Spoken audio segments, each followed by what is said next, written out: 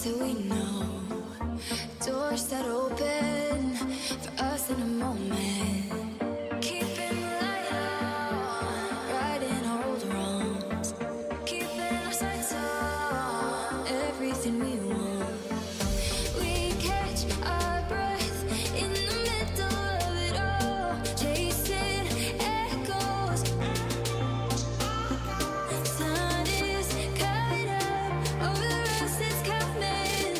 Crystal vision.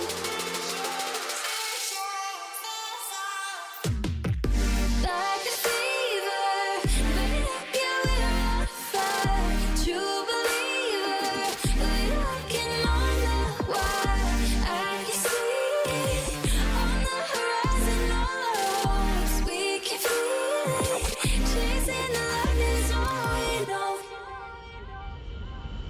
See in the forest, for the trees I'm keeping watch. All that is storming, waking up and turning on, keeping the light on, righting all the wrongs, keeping our sights on everything we want. We catch our breath in the middle of it all, chasing echoes. Sun is coming up over us, it's coming. Crystal vision.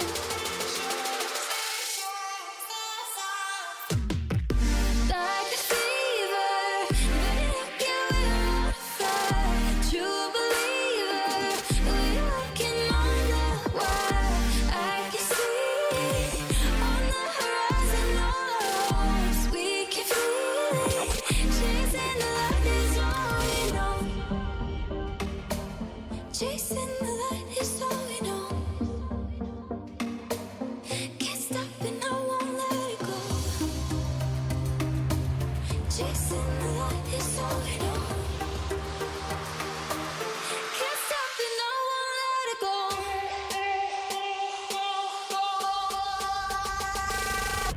Like a fever, burning up, yeah, we're on fire. True believer. The break. Back to week 2, day 2 of the Brawl League Masters. I guess they haven't officially called it a series, but it's a multi-week conglomerate of tournaments that are coming together. You are at the NA portion of the Ascension portion, which is its own self-contained singles 1v1 tournament with a $2,000 prize pool. The top 16 from this week will be moving on into the Swiss bracket portion. I think you'll see a video shortly, a little bit later today, explaining how Swiss bracket works, and you'll see some more information on Twitter and on the dev streams from Brawl League about how the Swiss portion will work, because it is a little different, and it's really interesting the way that Brawl League is specifically doing this Masters tournament this year. My name's Sparky878. Sitting next to me is the lovely You Got Froned. How you doing, man? I'm doing fantastic, man. I'm ready for some more of the top of the top, the cream of the crop, the people to bring everything full stop. Yeah, so let's just outline who our top 16 is right now. We have Noel versus Remy. We have Sandstorm versus Wrenched. We have Bhumi versus Faison. We have Issa Drew versus Atrophius. Then down in the losers bracket, we have Lil Cap versus Kosalix, Tiffany versus Crocky. Then there's a situation that is being sorted out right now, and then Ethan versus Menace. Yes, and that is that's one I think a lot of people are kind of excited to see, but that's on the lower side of things. Yes. As everyone usually knows, that we start off in tournaments on the top side. So looking at the top side, there's a few games here that we're going to recognize everyone, of course. Noel, Remy, Sandstorm, Wrenched, Bhumi, Faison, Issa Drew, and Atrophius. Those 8 there participating in the top 16, top 8 qualifiers. And then, of course, today, top 8. If you're not aware, top 8 is all going to be best of 5. Yes. So it's going to be basically everybody getting every single opportunity to show that they can play through a longer set and come back against their opponent on a possibility. But looking at some of these games, I know last night after qualifying for top 16, Sandstorm ended up getting a pretty nasty stomach bug, or at least had an allergic reaction to some shellfish. So I'm kind of wary to see how he's going to play today because he was so on point yesterday. But on the other side of that, we know that Remy has won lands after getting sick in the morning and throwing up. So, like, he's done that multiple lands in a row and still come out on top in twos. So maybe that's actually the secret tech, and Sandstorm might be figuring that out this morning. Feel worse, play better. Maybe it makes you focus more. Who knows? Maybe it's the medication. I'm not going to say that, though, because I don't want people taking medication before tournament. I would agree with you there, unless you need it for your sickness. I hope Sandstorm hopefully feels better by the time it starts. And even after the tournament, we hope he feels better today. But we also have Wrench coming in here, coming off the second place win at DreamHack Austin. Then you have Bhumi, of course, one of the best, if not the best, twos player in the world. He's won multiple lands with different 2v2 partners. Then you have Faison, who had his sort of breakout performance was last year at BCX. That was when he was like really starting to be on everyone's like permanent radar and wondering what he was going to do week after week. And then you also have Issa Drew, who kind of took a little bit of a break from tournaments. I know he wasn't able to go to many of the lands. He wasn't able to go to DreamHack Austin, I believe, because he was graduating that weekend. And I'm not sure. It looks like Remy and Noel, that was the game that we had scheduled to go up right now. And I don't know if that's going yet or not. It is happening right now, actually. Okay. Remy and Noel getting started in their match. Game number 1 in the first set of the day, starting top 16 off. Both players are going to be starting things, picking up their weapons, just setting up their neutral game, getting the spacing correct so that they can start making their approaches, figuring out the strategies to play against one another. Noel coming in with the Koji pick that we saw yesterday. Remy coming in with the Hattori that we saw yesterday. Noel was very competent on both weapons. As same thing with Remy. Once you really stick with a character for a long time, you really learn both weapons well. Some players will stick to one weapon over the other. Like obviously, when you see Koslix coming in, he really sticks to that lance. But we see Remy and Noel will put huge focus on both weapons rather than one definitely over the other. Right now, it's just a lot of neutral game, back and forth, dodging, trying to read out the opponent. And right now, good approach from Noel to get a neutral light, but good turnaround as well from Remy to get a little retaliation damage, pushing Noel off stage. This is going to give him a little bit of an advantage, but the whiff punish from Noel to get back on the stage, it's just a back and forth between these two, you know? It's just trading blows, back and forth, playing, a nice game of tennis, sort of. Yeah, both players are going pretty much dead even right now. Remy is a little bit behind in terms of damage, but it is really just a volley back and forth, seeing who can get that first stock off, who can get that first lead, and who can really hold it. You could almost say it's kind of methodical, and it was for a moment until that happened. But Noel taking after Mario, trying to get the coins from underneath, but these are a different kind of block, unfortunately, and he's going to take the fall there. Finding a quick turnaround, though. A little bit of mental recovery, finding the kill off the top. Yeah, he saw how high that Remy was floating. He picked up that kill move on the sword with the recovery. Remy was already in kill percent. So Noel, because he threw away that stock, it really wasn't that bad for him. He was able to find that kill immediately. And we're back to dead even with Remy being a little bit behind. And already, Remy losing his weapon, trying to get the edge guard off onto Noel, but Noel making his way back, playing very carefully, getting the space above Remy in order to find those neutral airs and down airs, possibly. But the neutral light popping him up into the sky, and it doesn't stack anymore, and that's not going to give him any respite as Remy finds an immediate punish, pushing him off stage, and now the pressure is on. He's giving Noel a little bit more room, but finding that immediate stage presence, he's able to counter that aerial coverage that Remy was holding with the sword. But even with that stage presence, it's still going back and forth between these two players. I think we've only seen like almost one downlight Sair, which for two swords being in the game, that's kind of rare. It's mostly been one hit back and forth between these two. We've seen no 2-hit, 3-hit strings. Like I said, Remy hit a D-Light Slayer. That's one of the few D-Light Slayers that we've seen so far in this game, and 3 stocks have already been taken away. So it's just one hit back and forth, blow for blow, a lot of sword neutralites, some sword side airs, but mostly a lot of neutralites so far. No huge bowstrings coming out from Noel either. He's been struggling to find these signatures. No big punishes, though, coming out from Remy on these missed signatures. Noel and Remy just trading blows. This is, I think, a little different from what people may have been expecting. Now, especially that Remy is just kind of holding the center stage and Noel's having trouble finding his way back. Because he's kind of, it looks like he's waiting for a weapon to spawn, give him a little bit of an advantage because he's not comfortable going on to Remy. And who would be comfortable going on to Remy without a weapon? But finally finding that sword, finding the pressure, looking for the side air opportunity. Now holding that edge guard, Remy's going to find his way back onto stage probably. And there it is, the side air, letting him make it all the way back to center. Noel giving him a lot of respect and giving him some space, trying to find out what move he was going to do next. Remy now getting the retaliation onto the neutral sig.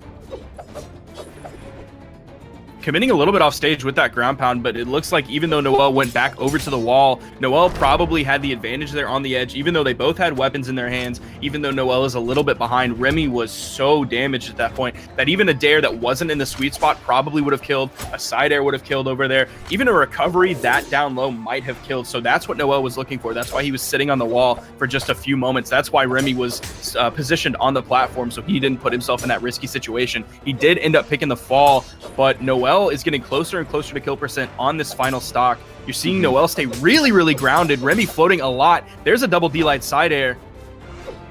It's that calm, cool, and collected demeanor that Noel always brings to the table. No matter how far behind he is, he's always going to play. Always going to play his game. And right now he's bringing Remy into it, but Remy finding that dodge through turnaround side sig is going to be finding the kill off onto the right side of the wall, just barely. Catching Noel off and or just barely taking out the end of the game right there and forcing Noel out of the map. Now it's going to be game number 1 going to Remy. And Remy was super smart with that punish there. I think we're going to see it on the replay here. But you see the side sig coming in, Remy knows, and instead of just landing like in front of him and doing a side sig or doing some other punish like a D-Light side air, he gets around behind Noel, throws out the side signature that's going to turn it around. So even though he's on Noel's right, it's going to turn around and send Noel to the right as they switch spots with that signature, the unique property that it turns your opponent around. So Remy found the best kill option there. That was such a great punish, such great positioning from Remy as well. 3, 2, 1, brawl. All right, starting things off in game number 2, we're going to see if either one of these players comes with a slightly different play style. This time looks like Noel a little bit more comfortable with the unarmed game, at least in the beginning, trying to get a little bit of pressure off by pushing Remy away with maybe 1 or 2 attacks. But the sword play now going a little bit back to what we saw in the first game. Both players just trying to trade some blows here as Remy tries to back off, get another connection here, in which he's finding more and more of right now, finding more and more success with the sword. Now, the fact that even after the kind of throwaway of the first stock that Noel did, Remy was able to hold on to his lead. He made it a little bit bigger and a little bit bigger, and he was able to keep it, and that's almost a clean stock. Like, I think he has the absolute minimum amount of damage on that stock that you can possibly take. The color on his health bar was like off-white. I don't even know if it was that dark. It was like between white and off-white. Keep in mind, this is the number 1 ranked North American singles player of Noel against number 8 Remy. So this is Noel taking an early loss in the first game and Remy getting the early stock in the second game as well. This would be a big momentum shift going the way of Remy here. And now already getting a huge lead on Noel, extending the stock out even further, already being in his first stock, still just continuing the amount of damage that he's putting on, and the recovery is just going to add on top of that. Remy now getting caught a little bit by a few of Noel's attacks. Noel looking for a quick finisher, at least something he can use to edge guard pressure Remy, but now positioning himself below. Remy opts for the recovery option rather than a grounded or ground pound or a down air. So this is going to give Noel still a little bit of room to work with. The side air pushing Noel off into the side. trying to get back, but the downer doesn't come out in time, and Noel makes his way back onto the stage. Remy is just doing a good job at staying alive at this point, but Noel is slowly figuring out what he's bringing to the table, and it may not last too much longer if Noel brings himself together. You're seeing Remy using those dares to bring up that kill percent even further so he can pick up the recovery for the kill. That's a big 2-stock lead going the way of Remy. Now, Remy traditionally in the past has not been the most successful 1v1 player. Like, his claim to fame has been more in twos with Bhumi. That down signature, Noel finally finds one of the kill options, but it's so far on the right side of the stage, sending to the left, that it doesn't kill. That recovery finally does, but even with that, Remy is a complete full stock ahead of Noel. And keep in mind, this is not top 8 yet. This is still top 16, so this is not best of 5. Yeah, this is Noel's last chance to stay in the upper bracket, which of course everyone's going to want to be there. You get 2 chances making it to the grand finals for that grand prize. Remy now, though, trying to take this down, just clinch it out, and move on to the next round, secure his spot into the top 8 as he forces Noel into some pretty precarious positions. That sidelight was the first damage that Noel was able to put on a Remy's second stock. Meanwhile, Noel has 30 to 40 damage. He finally picks up the nair. There's the weapon toss. Gets the nice side air, but doesn't find the ground pound that actually might have led to a kill. It would have led to definitely a very favorable edge guard situation.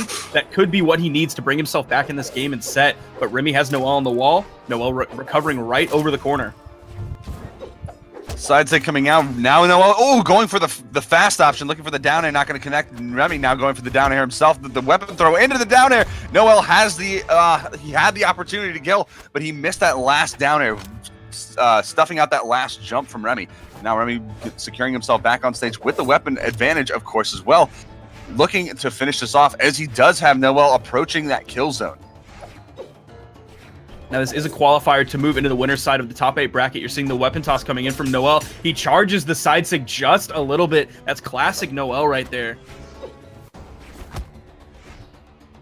Another down air from Noel, looking for a second one, I think. Trying to approach from the top, trying to get through the more cardinal directional attacks from the sword. Remy pushing him off stage. This could be leading to the end. Now, this truly is Remy's game to control right now. You're not seeing him edge guard Noel at this point. Him giving up any ground against Noel is just a worse option for Remy. The fact that Remy has 2 stocks right now, even if he was to time out Noel in this game, Remy would win because he has 2 stocks. Whoever has more stocks when that clock hits 0 is the winner. If it's tied, we go into sudden death. But I don't know if that's going to be the case here. It might be, but it's going to take a long time for Noel to survive. It's going to be 3 minutes and 15 seconds by the time Remy spawns in and this iframes in. Well, it doesn't matter anymore because Remy and Noel both have single stocks, and that means if they do end up timing it out, it is going to be a sudden death. However, Remy looking to finish it off right now with the spear, getting the bounce off the stage. Noel has very few recoveries left, trying to get the finisher with the down air, but he gets the neutral air dodge to the wall, and now back Ristat on stage. Can he survive this? No, and that is going to be it. Remy taking it down 2-0 over Noel. Noel going to be dropping down to the lower bracket, and that is going to be him waiting to, or actually not waiting, he's going to be facing off against, what is that? That is not Koslix, I think. No. He's gonna be facing off against Crocky in losers round 4 bottom bracket.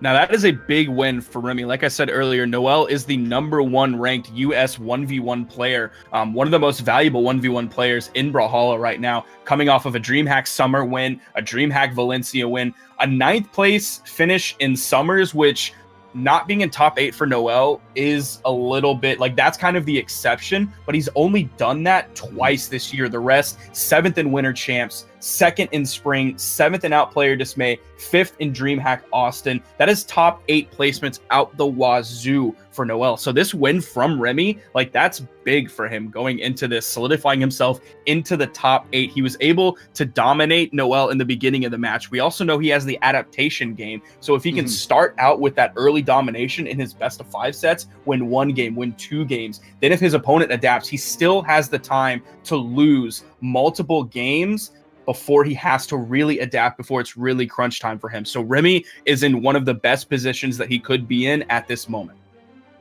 I completely agree. However, Noel on the other side, he's going to have to earn his spot in the top 8 this time around. through the lower bracket, which means he only has one chance left in order to make it all the way to the grand finals, where we see him every now and again. He's going to have to face off Crocky, like we said, but next game coming up right now is actually going to be Sandstorm and Wrenched. See if Sandstorm's affliction is going to affect him today, or if it's just going to be the fury of Qatar gameplay that Wrenched brings to the table. Well, yeah, he is going up against Wrenched, like you said, who has had some pretty good placements like the latter half of this season so far. He started out 17th, 5th, which is great, and then 17th, which is not necessarily the best out there, but then he had a 9th placement in Outplayer Dismay, the wonderful 2nd place placement in DreamHack Austin, and then he came in with 5th in Summer Champs. So he's had some really good placements the last 3 tournaments that he's played. He's number 5th in the power rankings right now for North America in 1v1s. So him going up against Sandstorm, who doesn't have the most experience in Brawlhalla in tournament situations, we could see experience trump lack of experience here, or we could see Sandstorm, like, the more we see him, I swear he gets better every single time. Coming off of Summer Champs, he did get 7th, but he did lose to Wrenched in the process. So the last time these two met, Wrenched came out victorious. It's the Smash experience. It translates really well over to this, and you see those throws from certain characters that do have them, sort of like Peach, just translate directly to Sandstorm. His ability to work combos off of those and flow combos, flow strings. But right now, Wrenched is just manhandling him with these Qatar, with this Qatar gameplay that he brings to the table. Sandstorm trying to find his way back into the mix, get a little bit of damage built up onto Wrenched, but Wrenched playing a little bit more carefully now, a little bit wary of what Sandstorm might bring to the table. Nice ground pound on his part to disrupt a little bit of his movement. Now, Wrenched with no Qatars might be a slight bit of a weakness. Sandstorm trying to make his way back. Ground pound gets stuffed out, and that was almost his stock gone. Whoa! Wrenched was able to time that unarmed recovery so well to contest that gauntlet ground pound, and then he followed that up with the kill option of the Qatar recovery, taking out Sandstorm stock really early without taking too much damage whatsoever on his first stock. Wrenched is setting himself up right here for some really, really solid placement. Sandstorm already getting a good amount of damage off onto Wrenched, trying to get the kill. Down, light kick off to the side. He doesn't even make it back to the short wall, and that is going to give Sandstorm a little bit more space to breathe as he evens up the stocks. You're seeing Sandstorm come in with this scythe here. That's what he's more, I think, comfortable on than the gauntlets. I think definitely in this matchup, he's going to have a lot of success. He's going to have a lot greater range than Wrenched will have with these Qatars. And of course, the Qatars being Wrenched's weapon of choice. That's what he's played for so long. Even after the recent slight nerfs that Qatars have gotten, he's still really championing Qatars so far. He's not relying on the down air as much. That was the move that got hit the biggest. So we're seeing a little bit more focus on the other moves, and when he has these Qatars in his hands, like, he is just putting in the work. He's taking out Sandstorm stocks really quickly without taking too much damage. If he can just clean up when he respawns in, if he just doesn't let Sandstorm get the quick clapback kills, Wrenched is going to be in a really good spot. And he's really been, I mean, you've been talking about him using those Qatars. He's really been enjoying, rather than the down air as a string starter or pressure maker, or pressure cooker, I guess you could call it. Wrenched has been using the dash in downlight startups into the recovery, into those neutral air options. It gives him those mix-ups that make him so dangerous with those Qatars, even when they're considered to be not as strong of a weapon. But nice play, down light into recovery, or into neutral sig, unarmed play, uppercut him right into the ceiling, not going to kill him. So he still has a little bit ways to go to take the advantage away from Wrenched. But right now, he does have all the pressure in the world. He has the gauntlets. Finding that recovery again, not quite going to find the kill. The neutral sig maybe looking for it. Wrenched has been sticking to the aerial zones a little bit more recently, trying to find something onto Sandstorm. And the sword now might give him those options, but Sandstorm might find the option himself in the neutral sig. And despite the early lead that Wrenched got in the first stock, despite the very quick kill that Sandstorm got right after that, and then despite the lead again that Wrenched had on the second stock, Sandstorm evened it up, has now taken the lead, and his neutral game has just really improved so far. He's been able to do great stuff with the scythe. He's been able to contest Wrenched Qatars and his sword. You're going to see the Mammoth taunt come out, that little high five there. high-fiving the symbol of Blue Mammoth Games, the maker of Brawlhalla. And now Sandstorm, you see him picking up the scythe. He started with the sidelight. Is he going to get any of these big strings? Wrenched is finding 2 hits, 3 hits in a row. There's the sidelight. Ooh, trying to find a string starter, trying to pop that dodge out, but Wrenched too heavy to handle with those guitars. And that pressure that he creates is just knocking Sandstorm around. He's trying to find any amount of attacks, a neutral light here, a down light there, trying to catch Wrench out as at the tail end of a guitar attack, but it's just not finding any success right now.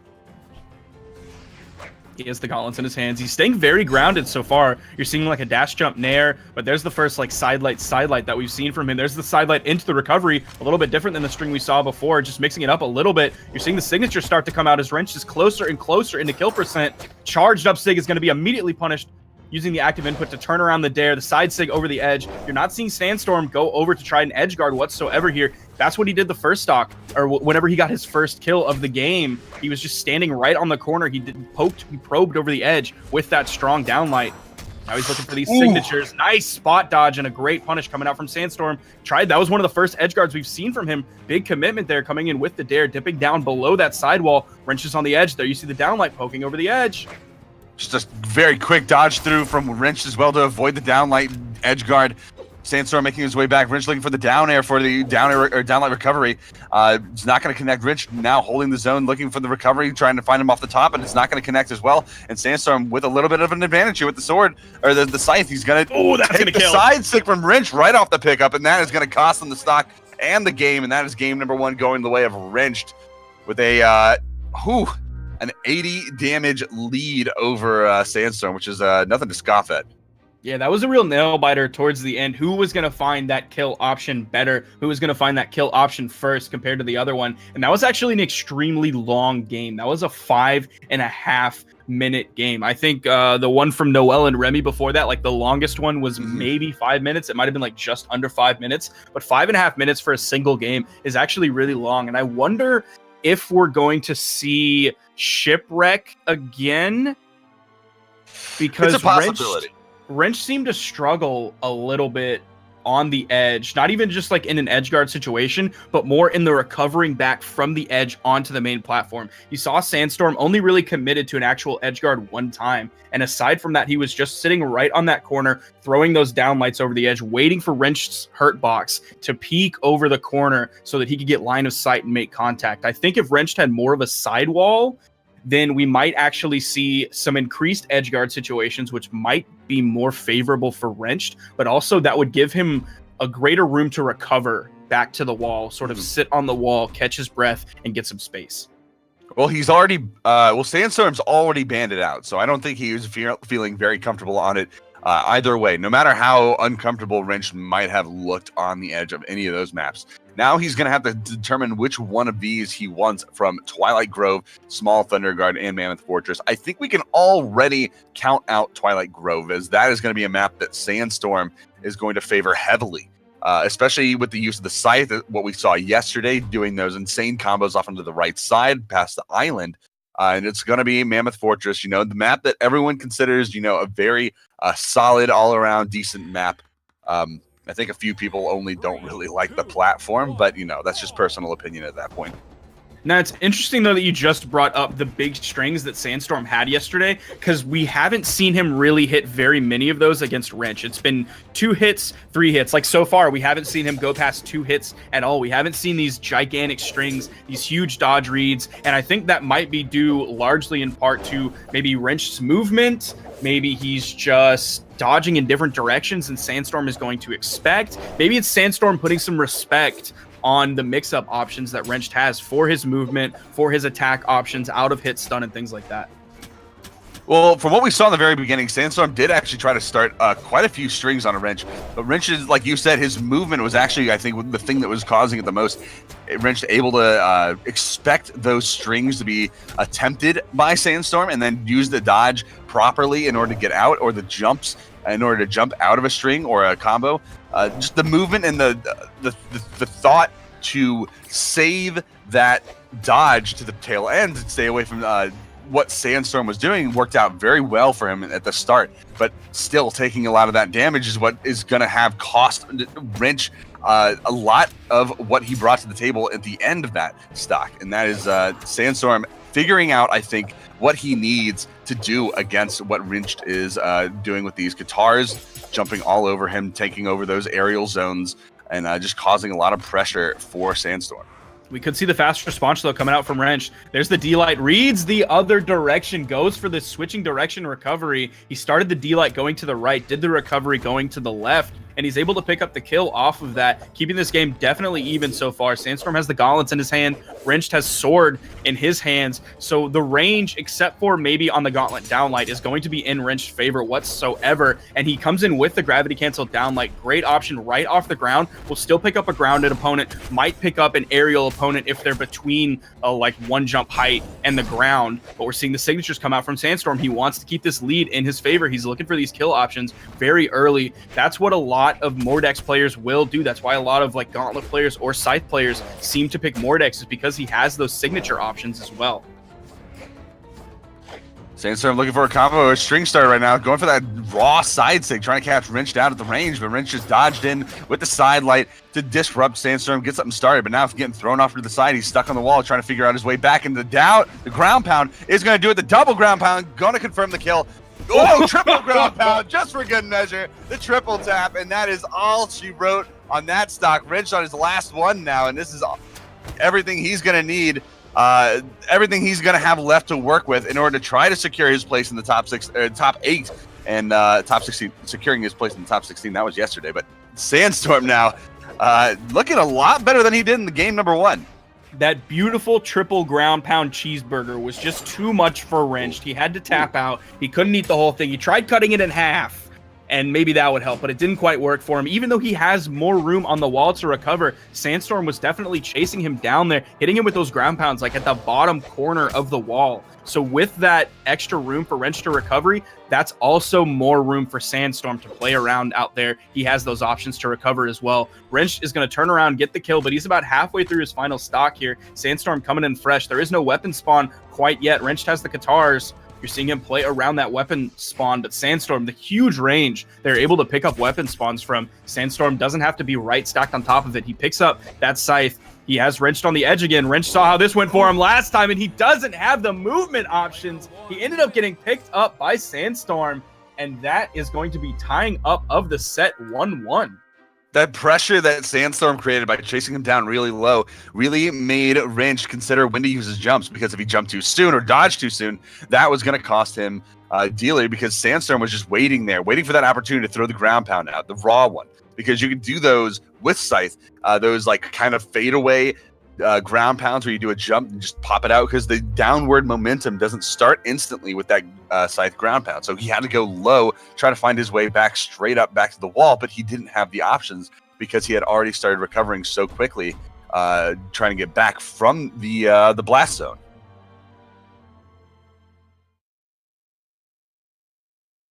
Now this time it was Wrench's turn to ban. He left Small Mammoth, Great Hall, and Shipwreck, but we are going to Mammoth, the map that we just saw.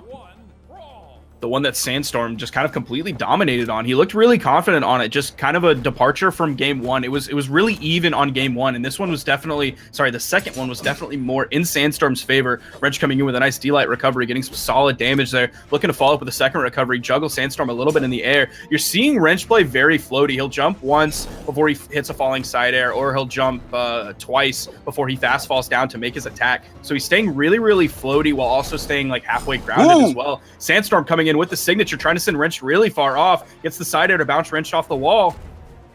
Sandstorm with a lot of offstage pressure right now. He's so happy to go off and just catch Wrench off on the edge. That second down sig, active input option, throwing him right into the dirt, and that is going to be Wrench's first stock gone in about 45 seconds. Sandstorm doing a fantastic job this game to continue what he started in the second. Those reads onto Wrench, figuring out this gameplay, the counter to guitars, what he can do with the scythe. This is everything that Sandstorm is culminating in order to take game number 3 and secure his spot into the top 8. Sandstorm is definitely using more weapon tosses than we've seen from Wrench so far today. Like, he threw away the scythe, picked up the gauntlets, threw away the gauntlets, picked up the scythe. So he's not afraid to be unarmed for just a few moments. He's not just throwing vertically because of that fast weapon despawn. He's not just throwing vertically for the safe throws. He's throwing horizontally as well, looking for his openings. And if they don't hit, he's okay. But he still has the signature options that he is incorporating into his strings. And he now has a 2-stock lead over the second place finisher at DreamHack Austin. Oh, nice recovery into the wall! Oh my God! Just barely misses the opportunity, but he gets the neutral air! Fourth, the chase dodge, the tech chase, back to the wall. It's Sandstorm going insane right now, and he is just not letting up a single amount. Still on his first stock, Wrench having so much trouble dealing with this, and now getting caught off stage. Ground pound coming out, Sandstorm trying to find the finisher, trying to get that 3-stock win off onto Wrench. What more can he do at this point? There's the gravity cancel delay recovery, still not going to kill. I'm very surprised by that. There's a beautiful down signature using the active input to throw Wrench to the right. That's the closest blast zone, setting him to that right wall. Trying to go for a ledge cancel, a slide charge, sorry. Down sig there right over the corner. He has the gauntlets in his hands. We could see the down sig. That's usually the one that Mordex players like to spam, but they also will tend to throw out the side sig. You just saw Sandstorm use it, but he has the scythe. He's willing to go back and forth between these two weapons. Is that it? Can he secure it? He can't get back. Sandstorm gets the 3-stock. That's a 3-stock, dude. That's insane. That turnaround from the beginning, that first match, Sandstorm had so much trouble dealing with the guitars from Wrench. Wrench controlled the entire game. Game number 2, we see Sandstorm's adaptation. What happens there? It kind of goes back and forth in the beginning. He has a slight lead. He has that momentum going into the last stock, takes the game down. What do we see in game number 3? Just pure annihilation. Wrench had almost no chance. Dealt 177 damage. That's not a lot. That is almost nothing. That's just a little bit past the beginning of kill percent. So he barely got Sandstorm into kill percent by the end of that game. That's insane. I know that I underestimated Sandstorm a little bit. He had his breakout performance in Outplayer Dismay when he got first place, and everyone was like, oh my gosh, this Sandstorm guy, he's the best player in the world. Oh my gosh, this guy's amazing. I can't wait to see what more this amazing, incredible player. And I stepped back and was like, okay, he won one tournament. We've seen a lot of players come out, win one tournament, and then sort of fall off the face of the earth. Sandstorm is not one of those players. He's had some solid finishes, started off the year a little bit rough, but he's gotten better and better every single time. He is only 22nd on North American 1v1 power rankings, but I expect by the time this year is finished and BCX is done and DreamHack Montreal is done and DreamHack Winter in Sweden in December is done, that will be a much lower number in the power rankings. Or much higher, depending on which way you look at it, because he's going to be higher up in the ranks. But I honestly think you secretly did believe in him, because you were talking about earlier that he, even though he's sick, that might give him the power to push through, and maybe it did, because we just saw what he could bring to the table. However, starting off right now, Faison versus Bhumi getting started this second. Bhumi bringing the Ada back to the table as Faison pulls out the Hattori, trying to get the sword spear action, and both players going at it right now. Bhumi getting pushed off onto the side of the wall by Faison. Damage already going down, and Bhumi getting the double stab into Faison, getting the damage started. Faison getting the good edge guard, though. Now, in tournament this year, these players have only met a single time in singles. I didn't keep track of how many times they met in doubles. It's been more than a few times. But the one time that they met this year, Bhumi did come out victorious in that matchup there. And we might see that again today. They are going definitely even here. But we're waiting on this is like the first match that Bhumi has played today. Also, same thing for Faison. So who knows how warm they are in this very first match of the day. Mm-hmm. And you can talk about practicing in custom games with a partner or playing ranked or any amount of online, and it still doesn't match up to the tournament setting. Like you get into the tournament setting, you play against the people for sure, like head to head, when all the chips matter, they're on the line. It's not comparable. I mean, that's exactly what Allen Iverson said. You talk about practice, y'all talk about practice, I'm talking about the game. I'm not going to show up to practice because I show up to the game. How does me showing up to practice make my teammates better? But it looks like Bhumi could have used a little bit more practice either today or in the past to warm up, because you're seeing Faison come out, put some serious damage. Bhumi does find that recovery there to take Faison off the top, but Bhumi's gotten some serious damage on his second stock. Remy doing a lot of good with these guns, getting a ton of damage off of the Faison, slowly closing that gap that Faison created with all that sword action. And the recovery off the top, that's not going to kill him. Faison still has a little bit left to go. Faison pushing Bhumi off into the left side, trying to go for the edge guard, but Bhumi making his way up. Now he's got a little bit of an advantage, especially with that neutral sig, which we may or may not see. The side sig coming out there, the backdash side sig catching Faison out, enough force to push him right out of the map. And now Bhumi making the approach on a Faison with these guns, still putting in so much work, but getting caught by Faison. The side air off onto the left side is going to even up the stocks and the whole game at that 1-1 fresh.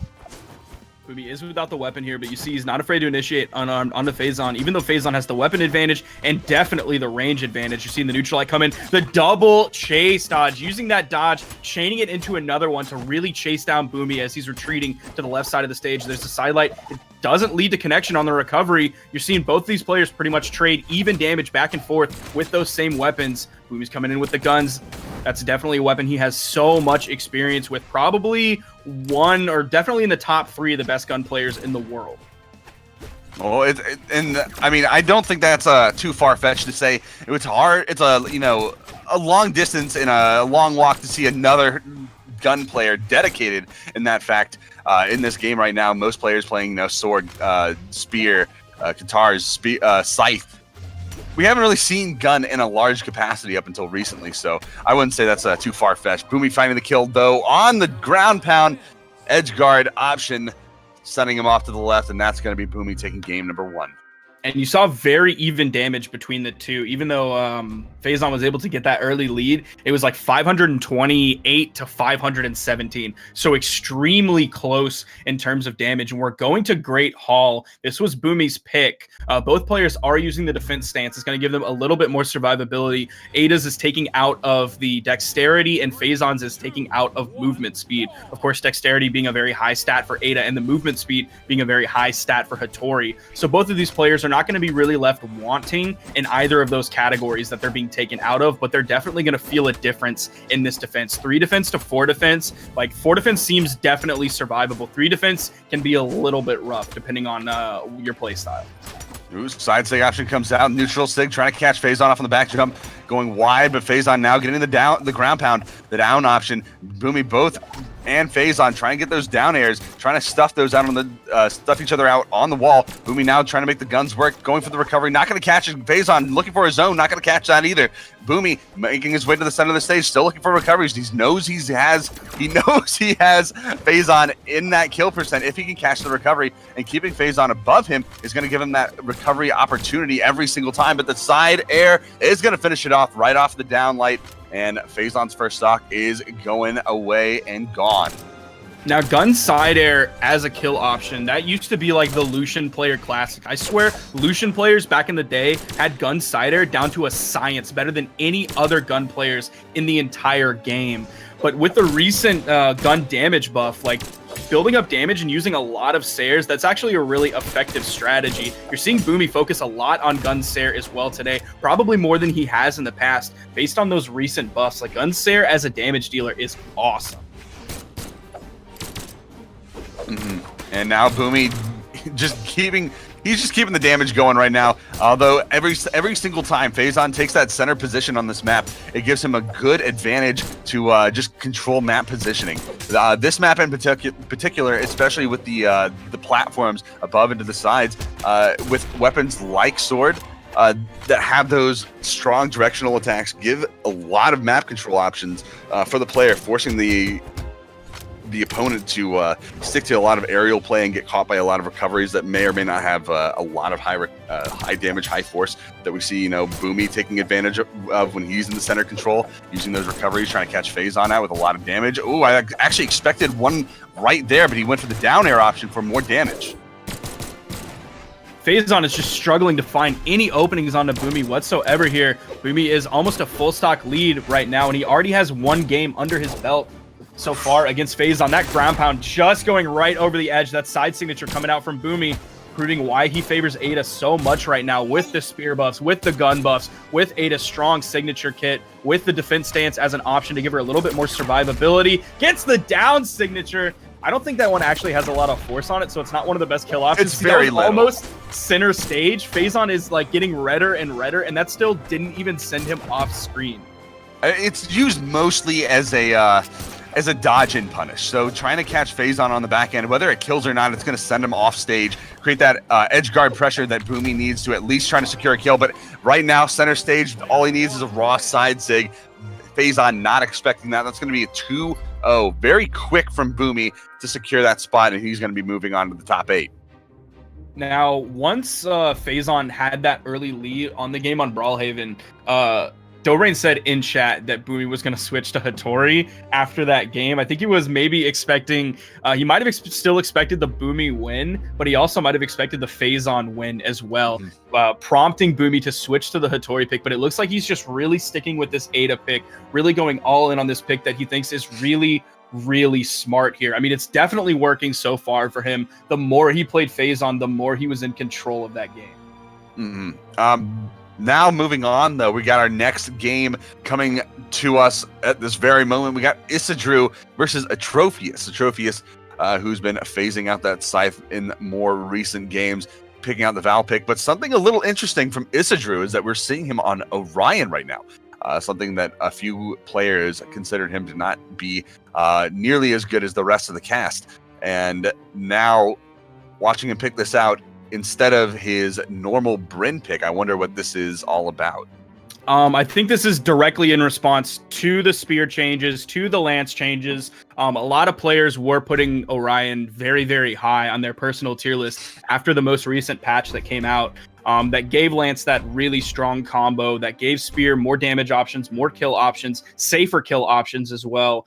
I think this is in direct response to that, but I'm worried about this Orion pick because after the tournament yesterday, me and Bhumi played Issa Drew and Magma Bob in twos, and it was actually on this map of Shipwreck. And Bhumi ended up getting knocked out first, so it was me versus Issa Drew and Magma Bob. And I was on a call with Magma Bob, and I told him, all right, let me just solo Issa Drew real quick. And I did. And that's not supposed to happen. So I am a little bit worried. Now, granted, that was just a completely fun experience. That wasn't a tournament experience. The pressure wasn't on. There, you're seeing that beautiful Lance combo. The side light into the Nair, into the gravity cancel neutral light. He wasn't hitting hardly any of those yesterday. Like, he hit one yesterday. But aside from that, we've already seen him hit two. Atrophius doesn't look like he's struggling too much, even after that big combo. Like, we're still seeing him put out some serious damage. He's in the lead right now.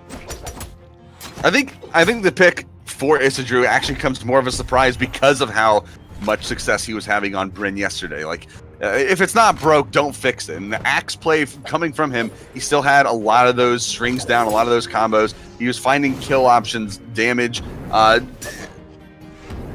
still curious. Even if he can get the combo for the lance down, and if he can get more damage from the spear, he can still find that spear play on Bryn.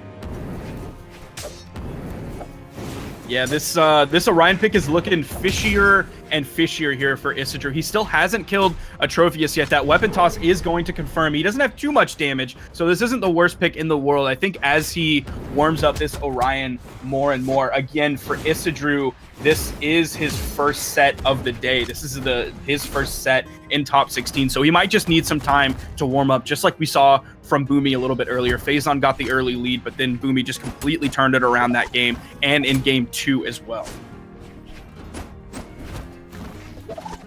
All right, off the bat, Issa Drew starting to make a comeback onto Atrophius. The neutral sig has a ton of force on the back end, and Atrophius getting caught in midair is not going to have any recovery options available for him to try to get back to stage, and that is going to do it for his second stock.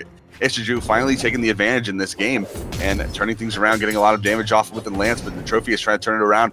Recovery coming out, a lot of damage from that, a lot of force sending Issa Drew way up into the sky, and Atrophius looking for another one, thinking that he can find the kill with a second Downlight recovery might happen, might not. It's a very high kill box here, but not going to find it this time. And What is doing?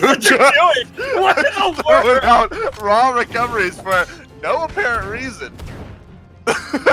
What is going on with this Dude's Issa Drew right now? insane, dude. This is why I love Issa Drew. Like, he's such a weird dude. He just does crazy stuff, and I love it.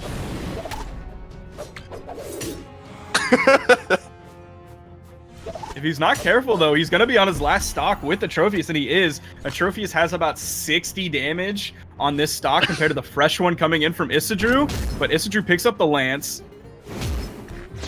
Throwing out the nair, tries to go for the gravity cancel instinct, it misses. We're going to see punishment coming out from Atrophius, but he's going to have to do a lot more of that. He's going to have to not get hit by these neutral sigs. He has to be careful, even on the side airs, definitely on the down sig. You're seeing the signatures come out from Issa Drew. You got to be ready for him. You know that his Bryn throws those out like candy. 489 damage to 470, so really close damage, even though there was a lot more that Issa Drew could take before he was done. He is going to take that game, and it looks like he's going with this Orion. He needed just a little bit of time to warm it up, to really kind of dial into what he wanted to do on Lance beyond that side light, nair, gravity cancel, neutral light combo. You really didn't see him use that beyond the beginning.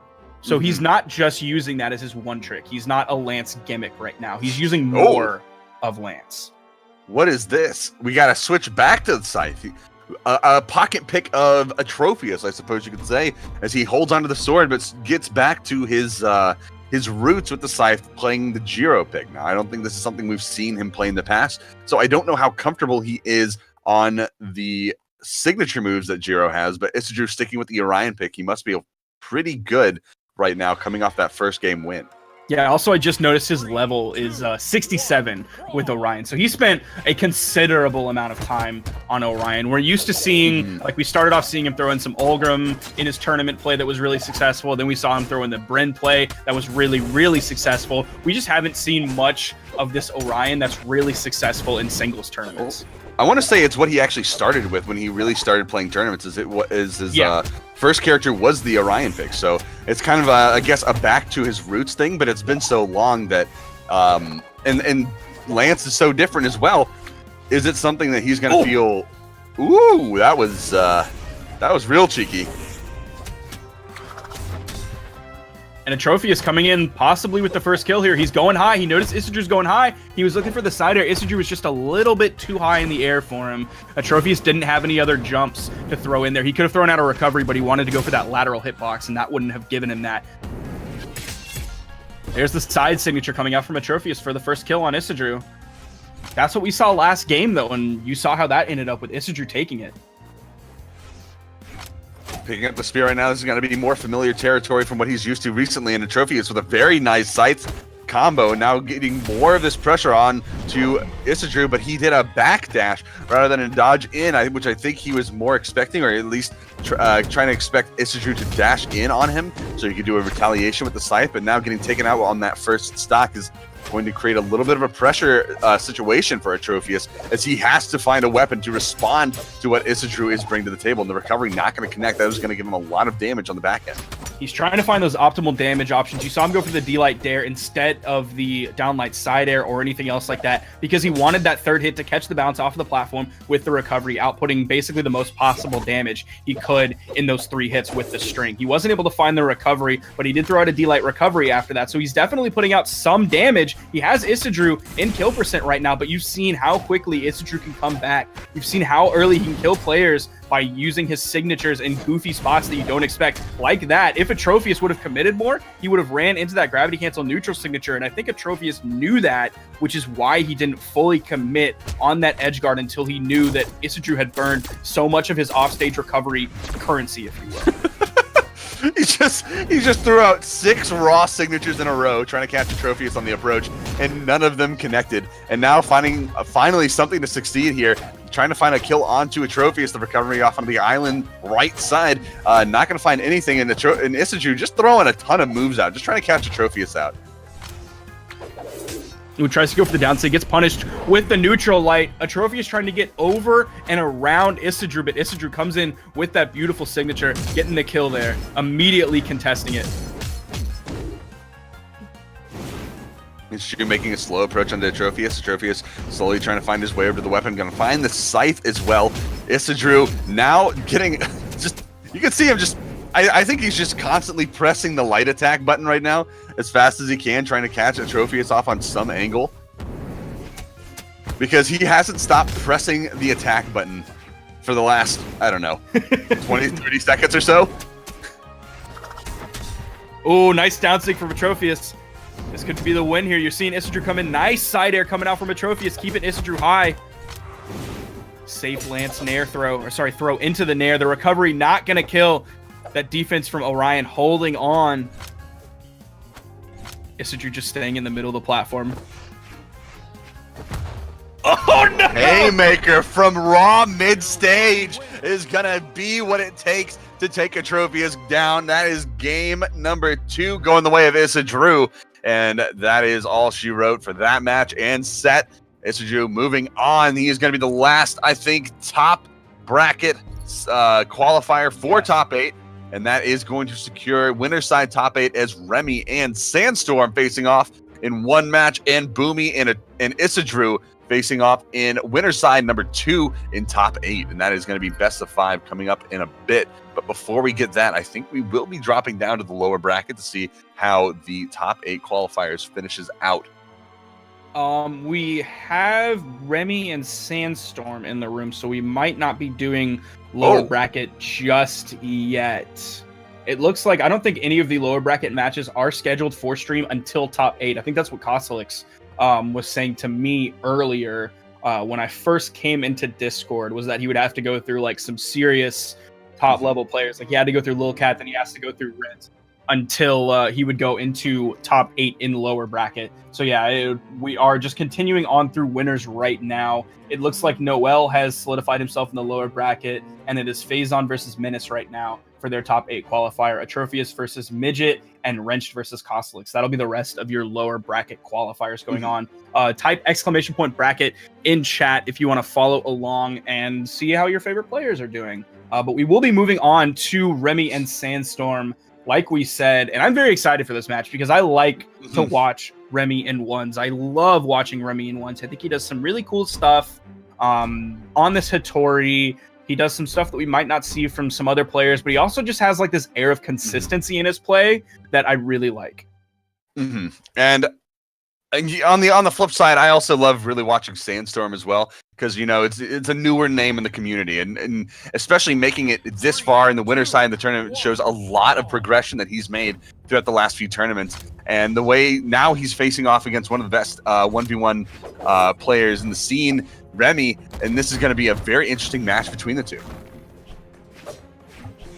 I'm curious as to if we'll see different playstyle coming out from Sandstorm when he's playing into Remy versus when he was playing into Wrenched. I wonder if he's going to have a better handle on Remy's movement, or if Remy will be able to use the high movement speed of Hattori to just get around so many of the hitboxes, get in and out of Sandstorm's effective range on the gauntlets and on the scythe, just better than Wrenched was able to do.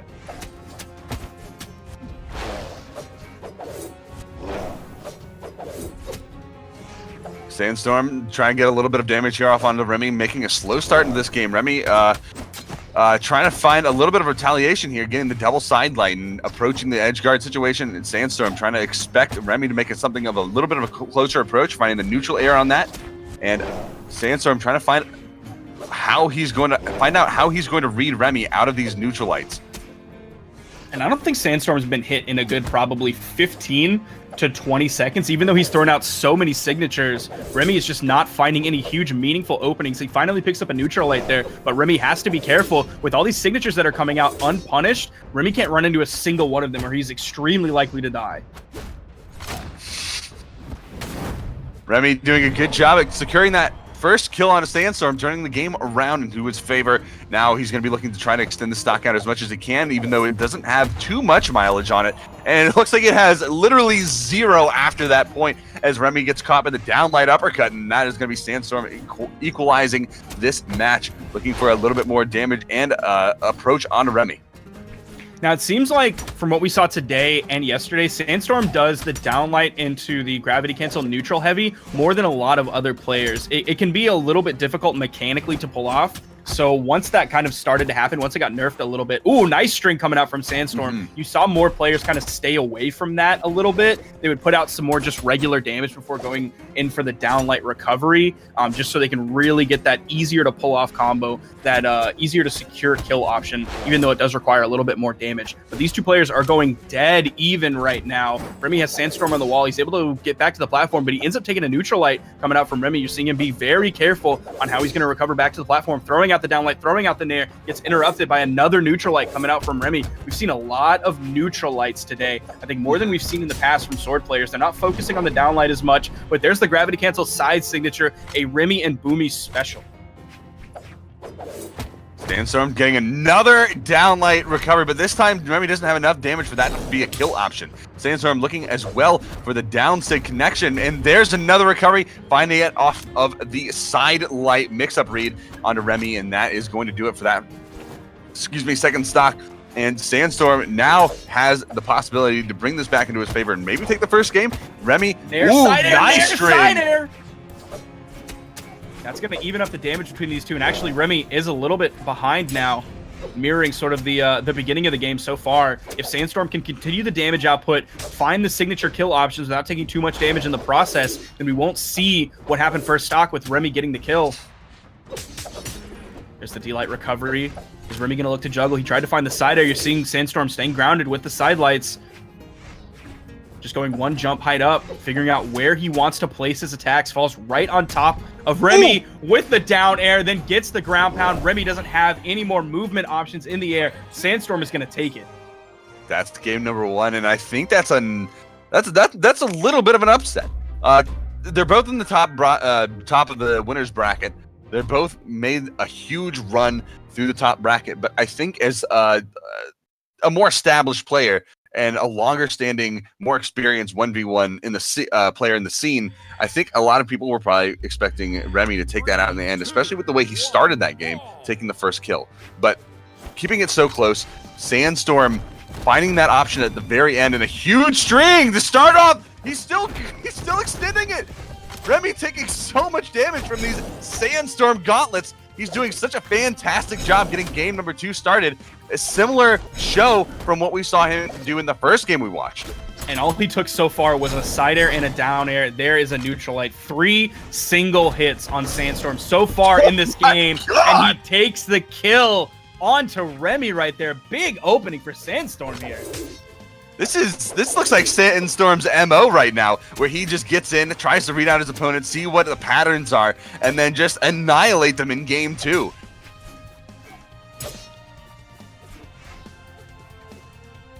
Any haters who might think that Sandstorm can't use gauntlets, they just got disproved just now. More unarmed damage coming out from Remy. Or sorry, coming out from Sandstorm, but Remy has him in kill percent at this point. That side air could be the one. The weapon toss is going to confirm it. Remy's going to toss that weapon up. Tossing his spear away, picking up the sword, trying to delay the weapon spawn to keep Sandstorm weapon star for as long as he possibly can. There's a nair. Remy needs to find a little bit of a momentum shift here.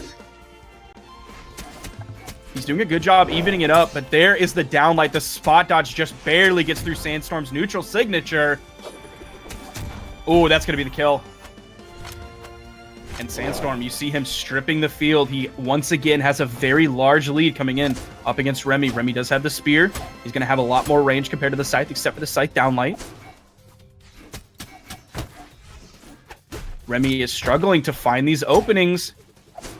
He hits the side air, but he's missing these down airs. He doesn't have them just laser focused in on Sandstorm.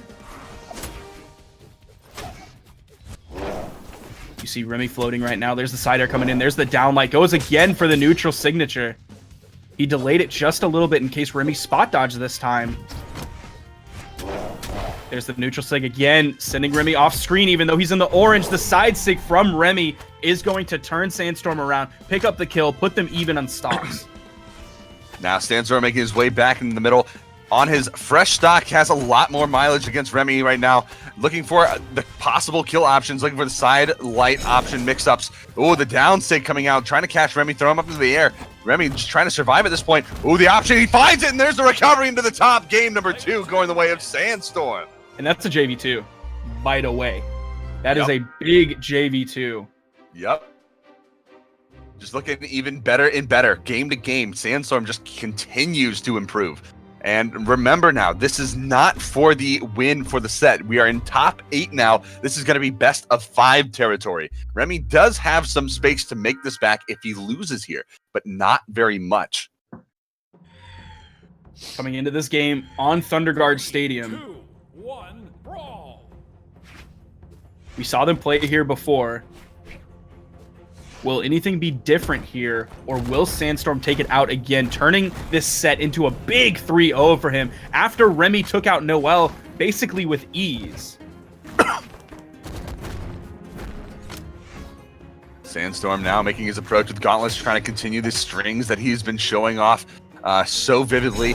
Remy trying to keep the aerial approach under control as he looks for the down air options on a Sandstorm, as Sandstorm just tries to dance around on stage and stay controlled in his map control space.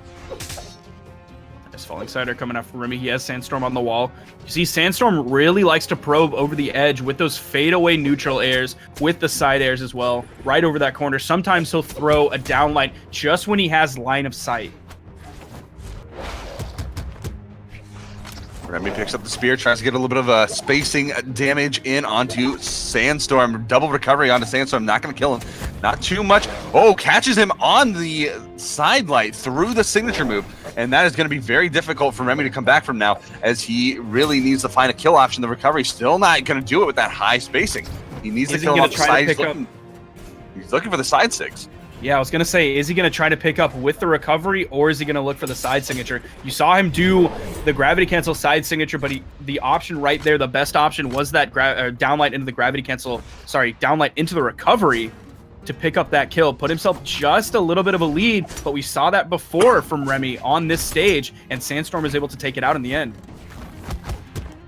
Remy with a little bit of a lead here, extending the stock out, getting a lot of good damage on a Sandstorm now. The sword play, he's approaching with these aerial side airs, so he's trying to extend his range as opposed to using the side light. But Sandstorm is going to find him with the side light recovery and just finish him off at the top in that weapon throw, catching Remy out. Oh, just allowing Sandstorm the opportunity to get a nice combo started onto him.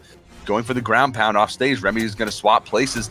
That spear play not able to be taken advantage of, as Sandstorm just gets right on top of him with these side lights.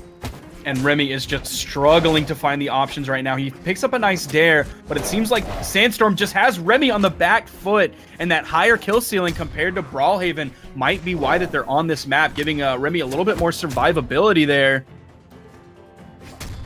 Oh, and the side air for the kill.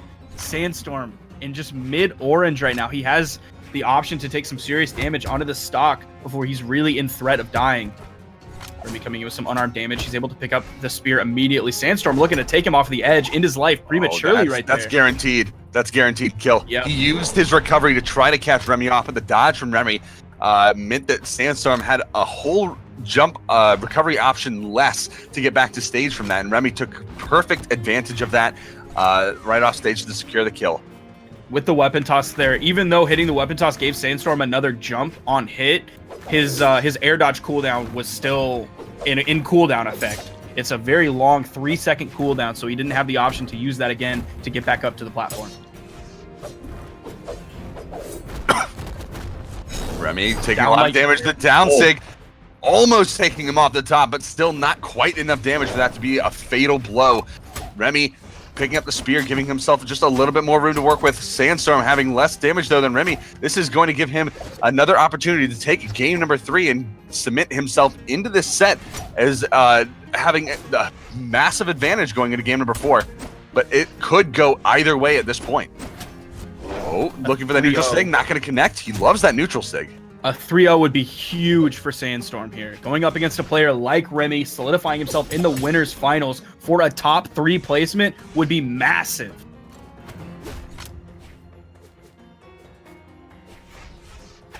Sandstorm looking for an approach, finding the gauntlets. Remy all on his own, no weapon in hand, trying to find his way over to the weapon can.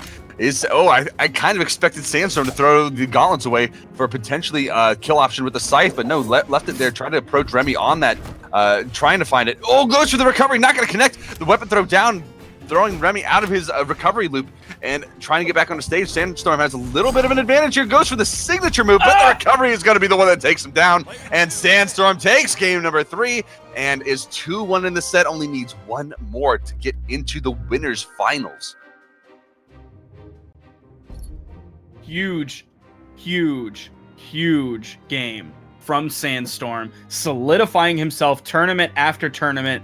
As the season goes on, he gets better and better. That's the 22nd power ranked player playing into the 8th power ranked player in North American 1v1s, showing that even though he's a relatively new player to the scene, he can still come in and 3-0 someone like Remy. Mm-hmm. And that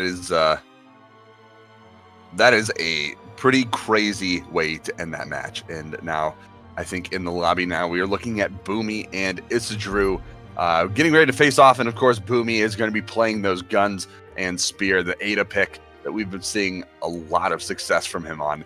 I think we've seen a few other players pull it out as well this tournament, and I don't think they know quite how to pull out the Ada pick like Bhumi does. I mean, Bhumi was the main driving force behind the tier list that put Ada at the top. So he is somebody who has really thought about where all the characters fit in together in the puzzle that is Brawlhalla. So, I mean, he's been a gun player for a very long time. I'm trying to remember how much spear play we've seen from him in the past. I don't think it's been very much whatsoever, aside from the Hattori, but he has spent some time on the Hattori, so he definitely has experience playing very well with both weapons here. Definitely more experience with guns over the spear, but still, he has some serious experience with both of these weapons. He has experience with lower defense characters. He knows how to play them. Bhumi is an extremely knowledgeable player about this game. Now, coming into Issa Drew, I don't think these two have really met in tournaments this year in ones. Yeah, they might have met in twos, but they have not met in ones this year whatsoever.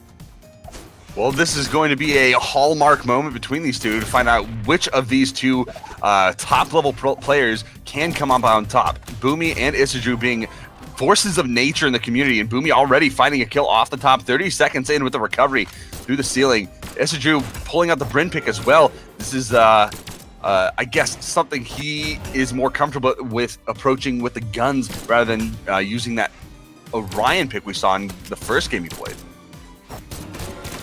Ooh, nice dare to contest the signature coming out from Issa Drew. Bhumi doing a great job avoiding a lot of these signatures, a lot of these kill options coming out from Issa Drew. Bhumi ends up going low. Oh, just barely. Oh, he was so close. I don't think he would have touched it. He would have been right on that 45-degree corner. But great job from Issa Drew to still contest that just in case Bhumi was able to get back to the bottom pixel of that wall. Bhumi getting a lot of damage, looking for the recovery. It's Drew retaliating with a lot of damage from this axe. Another thing is that the axe damage, especially in the air, is very high, especially from those side airs. And Bhumi on a low defense character is going to be taking a lot of damage, especially from those attacks, similar to how the hammer works in these situations as well. However, Bhumi seems to be taking each hit in stride, getting the weapons in, getting the dashes in, and the attacks right on top of him with no time, no instance of hesitation, and Bhumi already finding the second kill on Issa Drew off on the bottom, taking a very, very long lead, just leaving the yellow damage threshold.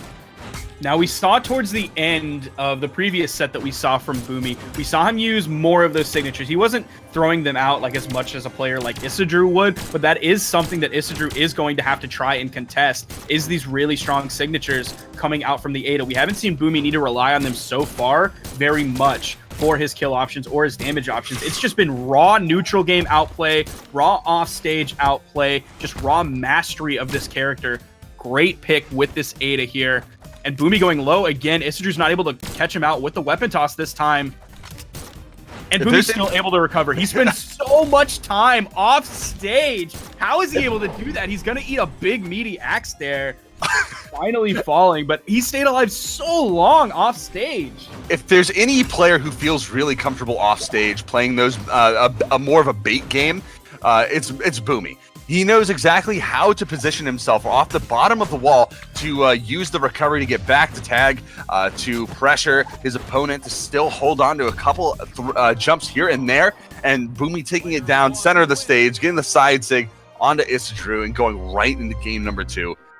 That's Bhumi for you. Like, he's so comfortable taking advantage of those edge guard situations. I would almost argue that it's not even worth it to try to chase Bhumi off the ledge that deep, even though you can find something like that, because he knows exactly what he's doing and how to recover.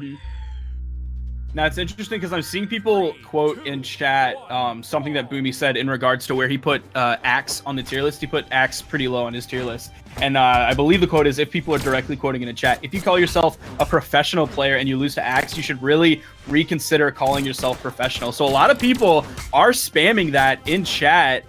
But so far, Bhumi is holding up to that. He is winning so far against Issa Drew. He was able to take game 1 reasonably convincingly. It was starting to look possibly a little bit dire towards the end. Issa Drew was putting out some serious damage with both Spear and Axe. But so far, Bhumi's quote is still holding true. We will see if that is going to be the case at the end of this. But Bhumi getting the first kill off the top. Actually only had Issa Drew in the orange, so catching him up that high, getting him off the blast zone on the top ceiling is going to be a very big play for him, because it's going to allow him to start his extension on his first stock still, and just create even more pressure on Issa Drew. Issa Drew taking a little bit of damage off stage, but having the jumps to get back and force Bhumi into a poor position. Bhumi now looking for some aerial moves, almost getting caught, but that side air from Issa Drew is going to send Bhumi off to the right, and that is going to be kill number 1, and the stocks are all evened up again. Bhumi's not afraid to go unarmed on the Axe, using his dash to quickly and safely approach as best as he possibly can, using dash jumps to just get in the blink of an eye, compared to just running up or trying to space the best way he can with just raw movement speed to get back and forth. He's going to find almost the killing dare there. There's the neutral light. There's the recovery. That's going to be the kill. Bhumi up almost a full stock on Issa Drew. Bhumi using the aerial coverage from those guns, that neutral air being a very strong option, catching people out above you. Getting a lot of damage off onto Issa Drew right now, and Issa Drew having a tough time finding something meaningful to get onto Bhumi at the moment. Still not really having gotten too much damage, and the damage itself is even, but the stocks are still almost a full stock up in favor of Bhumi. Issa Drew getting the recovery back onto stage, now trying to get some Axe pressure onto Bhumi, but Bhumi playing around it, getting Issa Drew off onto that right side, another downlight. Oh, the ground pound raw! Very risky play. If you missed that, that would have been almost a guaranteed kill for Issa Drew, but Bhumi taking that right down and finding the kill. Game number 2, again, going the way of Bhumi. Just reading that Issa Drew would drift off of the wall into that push-off column, placing that gun ground pound so beautifully right where he needed to. Now, keep in mind, though, even though that was a 2-stock for the way of Bhumi, this is power ranked number 2 player of Bhumi against power ranked number 4 player of Issa Drew. So very, very close on the power rankings. Issa Drew has had one single placement outside of top 8 this year in once. He's placed 2nd, 3rd, and then he's placed 4th twice. And then he's also placed 9th. So right on the corner of only top 8 placements this year in singles coming out from Issa Drew. Great placements from him. Great placements from Bhumi as well. And it looks like he's fighting for another great placement here today, looking to secure a win. He's in great position to take this set and move into the winners finals against Sandstorm, the person who took down his 2v2 partner, Remy. Now, if this turns into a 3-0, that would actually be crazy. That would be 2 3-0s in winners semis, 2 3-0s right before winners finals, right before the top 3 placement. And Issa Drew is actually pulling out the first kill here, giving himself just a little bit of a lead right at 1 minute in. But there's the D-Light into the recovery. You saw that Bhumi didn't go for the gravity cancel neutral heavy. He knew that Issa Drew was damaged enough, so he didn't have to go for that riskier play, that a little bit more mechanically difficult to pull off play. He was able to just do it with the simple D-Light into the recovery. Issa Drew now trying to get a little bit of spear damage onto Bhumi, but having trouble finding those, finding the spacing to land those attacks. Bhumi getting the spacing perfectly with these guns, the downlights into the side airs, looking for the ground pound off stage, but Issa Drew already back on stage is going to present a problem, but the side sig catching with those active frames. Issa Drew on his last stock, and Bhumi looking incredibly powerful right now. Ooh, he doesn't pick up the third piece of that 3-piece chicken dinner. He might be a little bit hungry after that, but he's putting out some serious damage here against Bhumi. Almost picks up that dare that might have led to the kill. Big dare there, but it's going to take more than just one to do it at this percent. Nice side air coming from Issa Drew. That weapon toss going right over Bhumi's head. Bhumi drifting right out of that ground pound that might have led to the kill, but it's going to be the recovery still. Issa Drew chased and wanted that kill, keeping this relatively even so far. It's very close at this point, but you've seen the amount of damage that Bhumi can put out so quickly, ending in kill options like the side signature, like the recovery, like side airs off of the edge and high percent as well. Oh my god, dude, he only has one option left. Can't get back. Just the ground pound. That's the second, I think, ground pound kill that we saw from him. And gun ground pound can be a little bit risky. It used to be a lot stronger of a move. That little blast used to be this gigantic AoE. And so once they kind of pulled that back under control, it can be a little bit more difficult to hit sometimes. But you've seen from Bhumi, he's able to place it exactly where he needs to. He put it deep into the push-off column. He put it right on the corner, right up next to that wall. And that's why I'm such a big fan of Bhumi. He's a very good player in so many different options, with so many different characters, so many different weapons, but he also talks a big game and can still back it up. Saying something as inflammatory as, if you're a professional player and you lose to Axe, you really should reconsider yourself. And then 3-0ing the number 4 power ranked player who plays Axe, who has taken out so many players in the past. Like, that is so huge for Bhumi that he's able to talk big and back it up. And that's just, you know, that's kind of Bhumi's MO. He goes in, he says his game, and he takes it in stride. He makes sure that what he does always is methodical, and his game intelligence is always so high. He knows just how to approach those games, and he's showing it here today, making it into cementing his place in the winners finals. He's going to be going up against Sandstorm later on once we get to that top 3. However, right now we've got the lower bracket games. I believe we see Menace in the lobby. Although that I'm wondering if he's up next. Yes, there's confirmation on that. So he's going to be going up against Atrophius in just a little bit. So we have Menace versus Atrophius, and then the winner of that will go on to play against Remy in the losers quarterfinals. So that is going to be a pretty tough game for whoever moves on from this point. Now we have just a few moments to talk while we're waiting on some players, but a big thing coming up at like the beginning of September, less than a month away now, is DreamHack Montreal. It will be another outside of the United States LAN, but it's going to be like in America's hat. And registration is currently open. Registration for that is free, but only register, obviously, if you're going to DreamHack, or you will be taken out immediately. You can see the URL right there. It's smash.gg/. The DH stands for DreamHack. The MTL stands for Montreal, and the 18 stands for... Do you know what that stands for? The 18? Yeah. Do you have to be 18 or older to play? Or is that because it's 2018? That's because it's 2018. That is the current year that we're in. It is coming up so soon. We're going to see a lot of the Canadian players there. A lot of players on LAN that we haven't seen for quite some time. Like, we didn't have Kosalix at Valencia or Sweden. We didn't have Double Dime at those. We didn't have Crocky at those. We didn't have Pugsy at those. I'm not sure if Pugsy's going to Montreal. He's from Canada, so my guess is yes, but I'm not going to make any promises for him. But yeah, DreamHack Montreal is going to be insane this year. I know I'm going for that, and I'm very excited. So go ahead and get your passports now so we can see everybody out there at DreamHack Montreal. But we are moving on. We have Menace versus Atrophius in the losers bracket here. This is losers round 1 in top 8. And Menace, of course, pulling up the Ada, taking a little book out of Bhumi's book. Atrophius trying to get an approach onto Menace right now, getting the sword play, getting a lot of damage to start things off. Menace trying to figure out an approach onto Atrophius with the spear. Menace, the unknown, who has been tearing away through this tournament against all of these massive big name players. So I guess that's a part of the mystery of who this guy is, and can he take a Atrophius down in this top 8 on stream? I mean, it's going to take something different in his formula than what he's doing now, because you see that he's in kill percent, and Menace, ooh, this might be a great option, yes!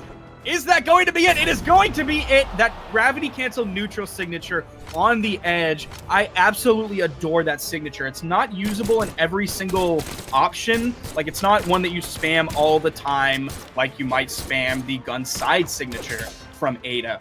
But that signature can be so good when used at really, really great options on the edge, on the stage as well. It covers just a goofy option that people might not expect. Like, I was doing that a lot with Ada today in ranked before the tournament started. But you're seeing Atrophius even this up really, really quickly.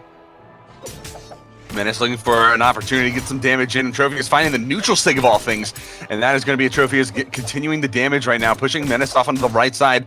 And some more damage from the downlight combo. Another downlight coming out, not going to connect, and some more down airs. Menace looking for a downlight of his own, but the recovery pushing Menace off on the top. Double throw, not going to catch Menace out on the drop back to the stage, but Atrophius trying to approach Menace, find a kill option here because he does have Menace in the red, and the down sig coming out, catching Atrophius on the fall, and we see the preparation for another down sig, but it's not going to catch. Atrophius now looking for the kill option here, but it's not going to find it. He's going to actually have his weapon thrown out. Menace kind of memeing a little bit because he's just only been throwing down sigs out. And they haven't been the kill option he needs. It's interesting how he's able to do things like this and not die, but the beginning, like 2/3 to 3/4 of his stock, he's just getting bodied by Atrophius. Like, how is he able to let his stock go away that quickly, then all of a sudden halt that momentum that Atrophius has and just kind of goof around and do the down signatures, do goofy things like that, wait for those options where he can just spam that down signature. That's super interesting that he's able to just kind of switch gears like that. Menace getting a lot of good damage onto Atrophius with the spear play right now.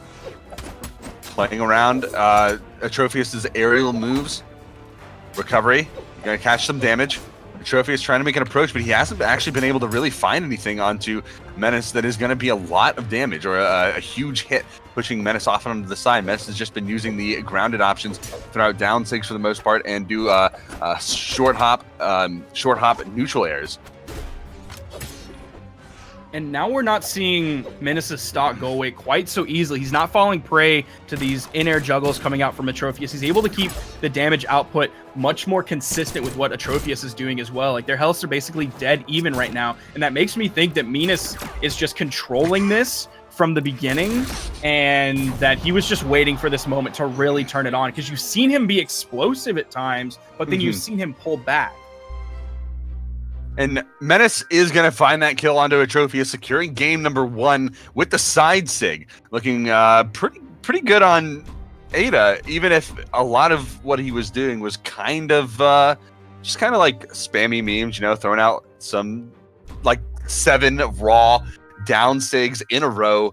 Now swapping it to Bodvar of all characters, and you know, looking at his weapons right now. A lot of people saying he's a smurf, this or that. He does have gold forged weapons. Yep, so I was just about to say that if you didn't. He has gold forged colors, which requires sky forged.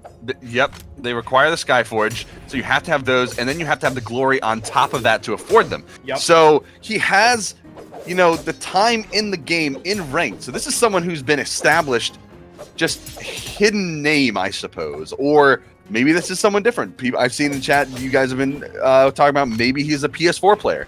But then again, he wouldn't have that stuff if he was playing in a PC tournament. So you never know. And then again, we see him taking so much damage so early against Atrophius. Maybe it's just this Bodvar pick. He needs to get it warmed up a little bit. Or maybe Atrophius just has the handle on him. There's the neutral light. That almost sending Menace off the screen here. You're seeing him a little bit slow to recover. The falling side air from Atrophius is going to kill.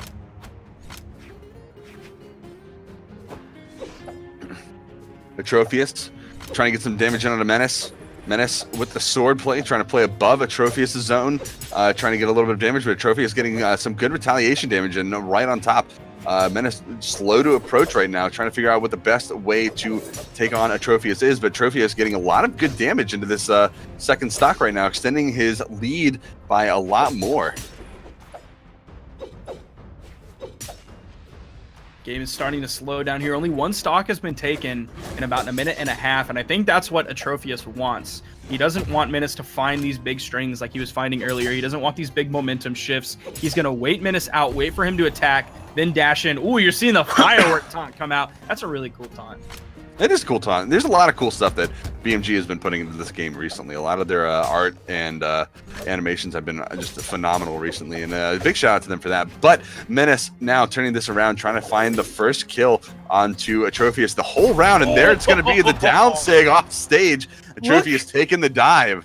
Look how far he was from the corner of that platform. He was able to do that so safely, utilizing the seemingly gigantic range that the down signature has to attack Atrophius right as he peeks over the corner. That huge arc. I think that's an insanely undervalued signature.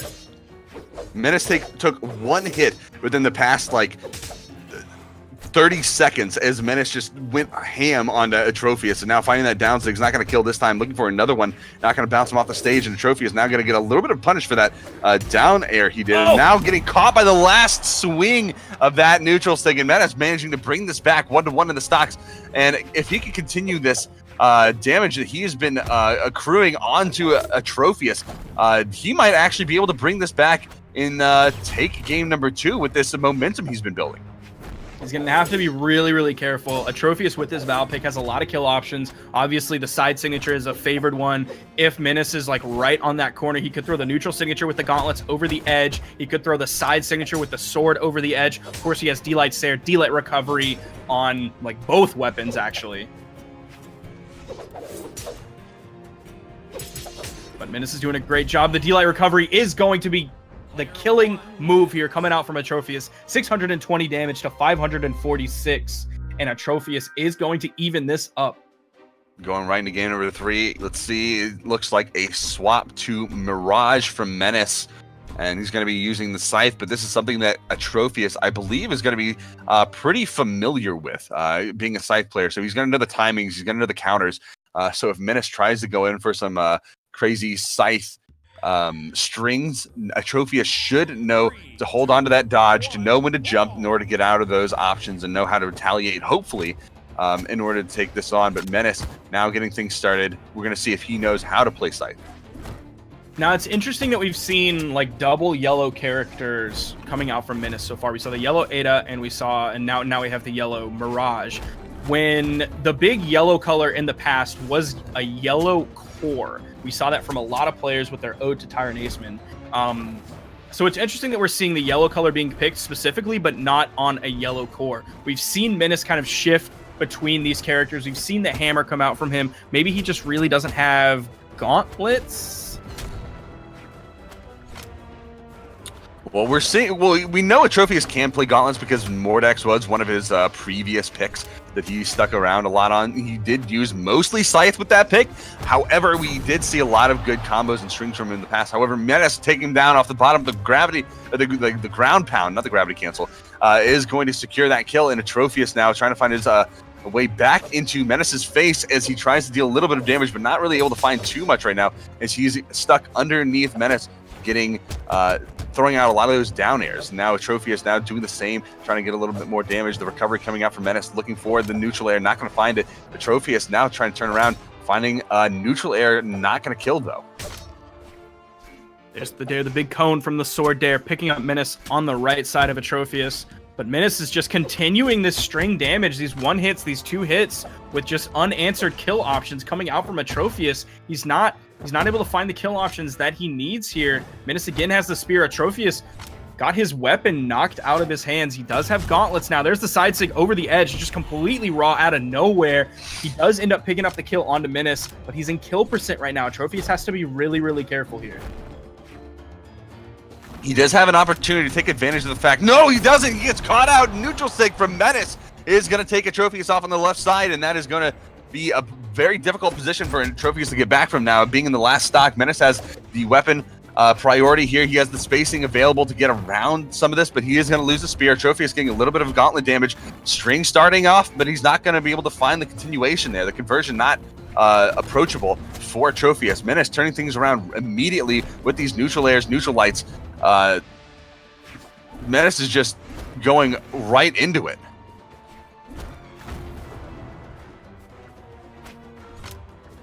Atrophius is struggling to find these kill options right now. He can't take much more damage. He has to be very careful. He picks up the side air. Is this going to lead to an offstage initiation? No, Menace is going to be able to get back. You're seeing Atrophius try to fish for these recoveries in the air. There's the weapon toss. Could be a delayed initiation, but Menace is going to shut it down with a weapon toss of his own. There's the neutral light coming out from Menace into the ground pound on stage. Atrophius really has to be careful with the amount of damage that he is taking so far. There's the D-light. The recovery ends up getting dodged through. A little bit of a weak punish there with the side light on the onstage ground pound from Menace that completely whiffed. He might have been able to go for a side signature there that would have led to the kill. Ooh, the side sig option from Atrophius is not going to find the kill. It is going to give him a little bit of room to work with as he evens up the stocks, but there's still a pretty massive damage differential between the two players. Menace looking for the recovery off the top, not enough to get the kill. And now with the scythe, if he finds a recovery here, that could be dangerous. And now pushing him off, Atrophius on the side, ground pound coming out, and he can't get back. And I think that's a JV2. I couldn't quite tell. That's going to be... It was. Yeah, I think it was a JV2 coming out from Menace, taking the game, going up 2-1 in this set so far. Atrophius still has one more option. No way. He's not actually going to pull out his Isaiah. Yo! Oh my God. What? Okay, he had it selected, but... Okay, he's going back to Mirage. I don't think he was actually going to be pulling out Isaiah. If he was, that was going to be pretty unexpected in general. People don't generally assume anyone to pick Isaiah in a tournament setting because they don't consider him to be very good in general. However, that's not what he's going to be going. That's not what he's going to be going with right now. He is going to be going with the Mirage pick against Atrophius, who is switching it up to his classic Mordex. So we may see something a little different out of Atrophius this time. 3, 2, And Menace's 1, Mirage is a level 4 compared to Atrophius's level 100 Mordex. That is so much time spent on Mordex. And we've seen Atrophius in this tournament lead with the Val and then switch lanes over to the Mordex pick here. Is he going to have some more luck here? He's keeping the damage basically even so far. He's taken a little bit more compared to Menace, but I wonder if he's going to struggle a little bit with gauntlets because Menace is going to have the range on his side with the spear and with the scythe. But now Atrophius has the scythe in his hands, and Menace is unarmed at this point.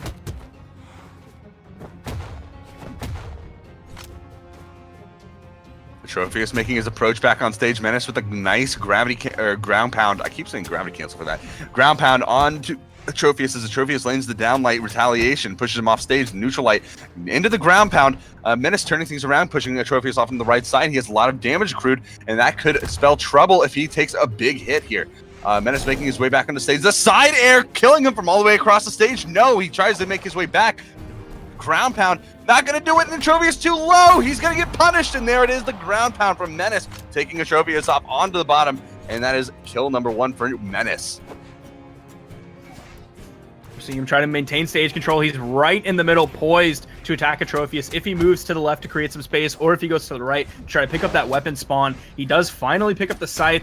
He has Menace and kill percent. Is he going to throw the side sig for that max range over the edge? Looked like he was probing for that downlight. There's the down air, throwing Menace to the left. He has Menace on the wall. It is scythe against scythe here. Level 100 against level 4.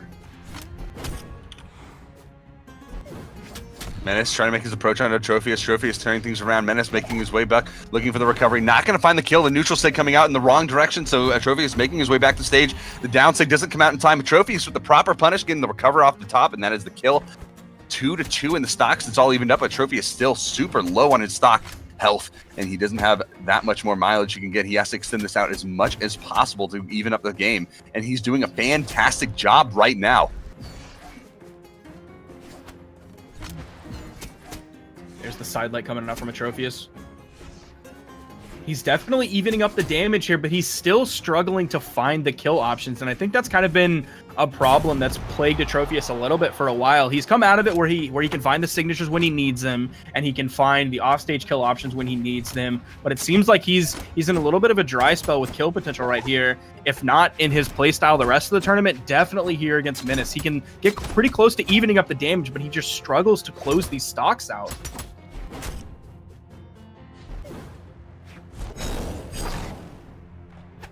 Menace making his way back on the stage. Atrophius taking the full brunt of the side sig as he makes his way over to the weapon, gets caught by the break dance, and Menace going for the ground pound, finds the kill, and there it is. I think that's a 3-1 in the set. Menace moving on against so many big names so far. That's Atrophius, Starlight, Ethan, and I think I'm missing another name here. Do you remember? Because I'm losing who. Did you say Tybo? No, so Tybo would be the other one. Yep. Yeah, but before top 8, it was he 2-1 Faison. Before that, he 2-1 Ethan. Before that, he 2-1 Tybo, and then before that, he 2-0'd Starlight. And before that, in top 64, he got 2-0'd by Lil Cap. And then let's see who he fought in the losers bracket down there. I'm having trouble finding his name against all these names. He 2-0'd Fruit Basket. I don't know who that guy is, but he ended up getting 2-0'd by Menace. So to get here, Menace has not had like the easiest bracket going into this. Makes once you wonder. He lost to Lil Cap, he just kind of powered up and started blowing through people. Starlight, Tybo, Ethan, Faison, and then now Atrophius, but he's going to have to go up against probably one of his hardest matches yet. But that'll be a little bit later. We're going back to Noel versus Koslix, and Koslix is using, I think that's a reasonably new Orion skin, because I've not seen that yet. I want to say, and I could be wrong about this, but I want to say it was one of the chest skins, one of the newer ones, but I'm not completely certain about that, so don't quote me. Koslix, though, picking out the Orion, making the switch from Roland. If he doesn't find success in this game number 1, we might see him revert back to that Roland pick, get a little bit of extra, defense, get the sword option, always a safe pick. But if he can play that spear really well, utilize the spacing, we might see a lot of good stuff coming from Koslix. However, that being said, he is playing against Noel, one of the best players in the world, and I think, like you said earlier, the number 1 ranked US or NA power rankings player. So that is nothing to scoff at. 3, 2, 1, with what you said about possibly switching back to Roland, I don't think we're going to see the Roland switch probably at all this tournament, unless it's like a last ditch effort, because he's really looking for the 7 Dex Lance, because that's when you can really pull off the sidelight into Nair, into gravity cancel, neutral light, and that's really what he's trying to focus on here. That's what he's looking for with this Orion pick, is that combo.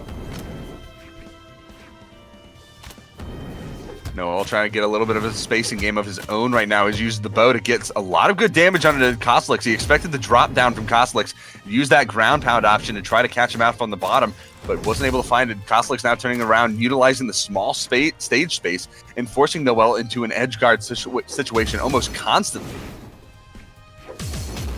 Now, past history between these two players, there is that combo that I'm talking about.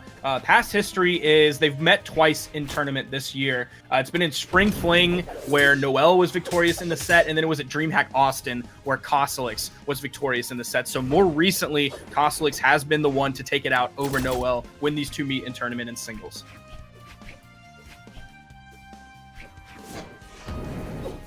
You see he's trying to position himself for the sidelight. That is something that the slide charge neutral signature is going to take Noel. He used the steering to move himself as far to the right as he could to stretch out in that push-off column, but it's going to be the gravity cancel side signature from Noel on the left side of the stage, sending to the right, even though it was far from that right side blast zone. This is a really, really small map with very close blast zones, so he was still able to pick up that kill. The spacing game, Noel giving a lot of respect to Koslix. Nice spot dodge in his part to avoid the weapon throw and the approach from Noel. Nice combo, new bread and butter. That new age combo from Koslix, extending out the damage he's putting onto Noel, pushing him off onto the side again, trying to bait those approaches on a stage. And Koslix going a little bit too far. We don't see him usually go off stage for those edge guards, usually just holding the corner with the lance, trying to take full advantage of the space that it can cover. And now forcing off again, waiting for Noel to make his approach back, the down sig to cover the approach off stage. We might see a dash in down sig at some point while he has Noel off again. The recovery launching him, but the force vector reduction from that bounce off the stage isn't going to prevent Noel from dying there, but the second one off stage is going to secure that kill, putting Noel into his last stock. And you're seeing Koslix just play a little bit of a tweak on the game that we've seen him play virtually his entire successful Brawlhalla career. We don't see a lot of offstage play coming out from him. And with this Orion pick specifically, he's able to edge guard reasonably safely by just throwing that down signature over the edge. And then you see if Noel chooses to recover high, then Koslix is there possibly with a neutral sig, but more often than not, he's there with the jump nairs, the jump recoveries to secure kills. Ooh, nice ground pound, just completely intercepting the vector that Koslix was using to get back to the wall with the unarmed down air. No, looking for the recovery, not going to find it now. Going to the center stage, Koslix trying to get away, trying to reset his space from Noel, and trying to find the recovery as well, but not really able to find any damage at this current junction as Noel just turns things around, starts getting a lot of damage on a Koslix as he turns the momentum into his favor and starts turning the tide from the deficit he has been down for most of the game. Jump side air coming out. Ooh, he was expecting maybe a jump or a dodge up after that to pick up with the neutral signature, but Noel stayed grounded there, just completely out of danger. Nice dare coming out from Noel. He's having to play very carefully here. He doesn't want to take any big damage coming out from Koslix. We haven't seen the side light nair, gravity cancel, neutral light just completely abused like I might have expected here with the way that Koslix was able to abuse side light side airs in the past, side light recoveries in the past. Noel's charging up the side sig, gets the bait, and gets the punish onto Koslix as well as he makes his way back, but managing to avoid the weapon throw, but not the ground pound. He throws out the calculated taunt as he goes down, and that's game number one, going the way of Noel, managing to bring that back from a small deficit from the start. Of course, we're still seeing Koslix go in with this Orion pick. Orion originally has 6 dex, but he's able to use the dexterity, taking 1 out of his movement speed, still giving him 5 movement speed, so he's not really going to feel that too much there. He's still going to be an average movement speed legend. It's not like he's going to be the speediest in the game, but he's not going to be super slow like a Roland would be. So he's able to go into that 7 dex with the dex stance point. That's why he's able to hit that combo, but we're not seeing him utilize it too much. We saw it once, maybe twice, and it was just his regular lance play that we've been used to seeing from him for so long. Already making his start in game 2, banning out the stages, leaving small Brawl Haven, Miami Dome, and Shipwreck. A lot of stages, all these stages with more generally flat space, short stage space that Koslix can take advantage of with that lance movement.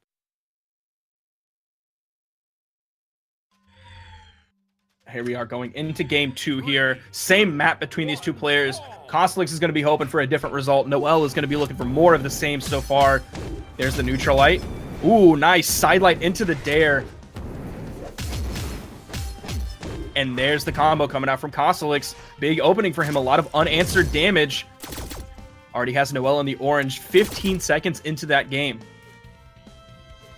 This is something I think that we remember seeing Koslix kind of appearing as when we were watching him play at DreamHack Austin, pretty much knocking out every single person in his path. Now taking advantage of the stage, of course, getting a lot of good damage, forcing Noel into more edgeguard situations, trying to get the slide into the neutral sig as he expects Noel to go high, but instead finding him, still pushing him off stage. The recovery in kind of secure the kill off the top as Koslix has to be feeling pretty good right now as he sets such a serious precedent for this second match. Now, it's interesting that Koslix just straight up let Noel have the weapon spawn there, and the edge guard, this is why it can be so dangerous to go off stage as a lance player. The weapon toss is going to secure that, almost completely bringing it back for Noel. Noel is at a little bit of a deficit right now, but he's about midway through yellow, so definitely not too much of a mountain to climb or anything like that. More of a molehill. Kostelix feels really comfortable on Lance. That is a fact that everybody knows. But in those situations, is it more safe to throw the Lance away and as an anti-engagement tool for edge guarding, and then just make your way back to stage unarmed, and then just hope that you can make it work with your secondary weapon? Whatever you got to do off stage against Noel, just get out. Like, get out. Whatever you got to do, get out. Straight up, like the movie, get out. And that was a good movie, too. So, I mean, that's good advice. Yeah, just do that every single time, and you'll win awards, and college classes will be taught about your gameplay. So you're seeing him not go off stage whatsoever against Noel. Is that going to... Yes, it will. It will lead to the kill. Nair doesn't have the variable force on it, so that's not going to be the kill move or anything like that. They took away slide light into recovery as the guaranteed kill option, so he's looking for that gravity cancel neutral light with some decent variable force on it. Like, oh, yes, back to back. He is hitting this combo so well. Now we're seeing him fully exploit how strong this combo can be in the hands of a good player. Noel playing a little bit more carefully right now, trying to avoid some of these attacks. He knows how dangerous it can be to be in this position against Kostelix with the Lance. And now Kostelix caught unarmed. This is going to be a weakness for him. Noel taking full advantage of it now, trying to delay the next weapon spawn so he can get a lot of pressure onto Kostelix. Kostelix trying to get a little bit of pressure of his own using the unarmed kit, but now finding a Lance. This is going to be a very difficult position for Noel to be in. He's trying to get the kill right now, get Kostelix off stage so he can try to abuse him, but now the tables have turned, and Kostelix holding that edge guard right now, just waiting for him to get back. Now off left side of the stage, he's going to find a weapon, put the pressure on a Kostelix. Kostelix off stage. No, he makes his way back. The down sig catching Noel, but he's not out yet. We've seen how effective Kostelix can be, and he's able to take that out, tying up the set so far. I thought we were just going to see a raw recovery for the kill. You saw the beginning of that final engagement. Noel was playing a little bit floaty, and we've seen Kostelix utilize the recovery really well in the past. Even when he isn't able to do sidelight into recovery, he can still pinpoint that recovery really well on a floaty player. Mm-hmm. 3, 2, 1. Game number 3 getting started right now. 1-1 in the set as Kostelix and Noel get it tied up and fight for the set advantage right now. Kostelix with the spear trying to make a little bit of damage work, but not really able to find too much successfully with this right now. Using a lot of side lights to try to start some pressure on the Noel, but the Noel has the range advantage using the spear, able to downlight him out, get that extra range to pressure Kostelix. But now with the Lance, this is going to be a much harder position for him to make these plays. Now it's interesting that we've seen both players pick this map both times with the way that picks and bans work. We've seen, since both players have a game under their belt, a win, we've seen both players actually elect to go to Brawlham.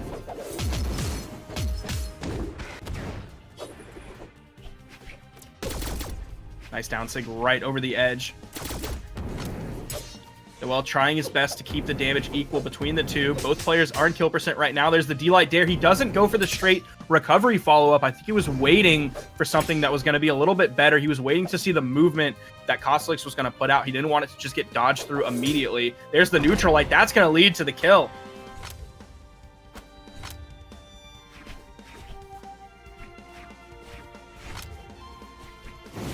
Noel playing the aerial game, trying to get above Kostelix, take advantage of the fact that really the only attack that Lance has to hit directly above itself is the neutral air. And that has a lot of recovery time if you on a miss, especially from the top portion. So he's waiting for that opportunity, but right now he has to get back on the stage. Finding that approach, avoiding the neutral air, but not being able to, he's just too far away for the punish. Noel trying to make his way back on the stage. Kostelix looking for the punish and not getting not connecting the side air from the dodge, and then holding down that signature. That's going to be a lot of damage, but still Kostelix finding the kill on the side air, confirming that stock equalization as Noel picks up that bow on his return.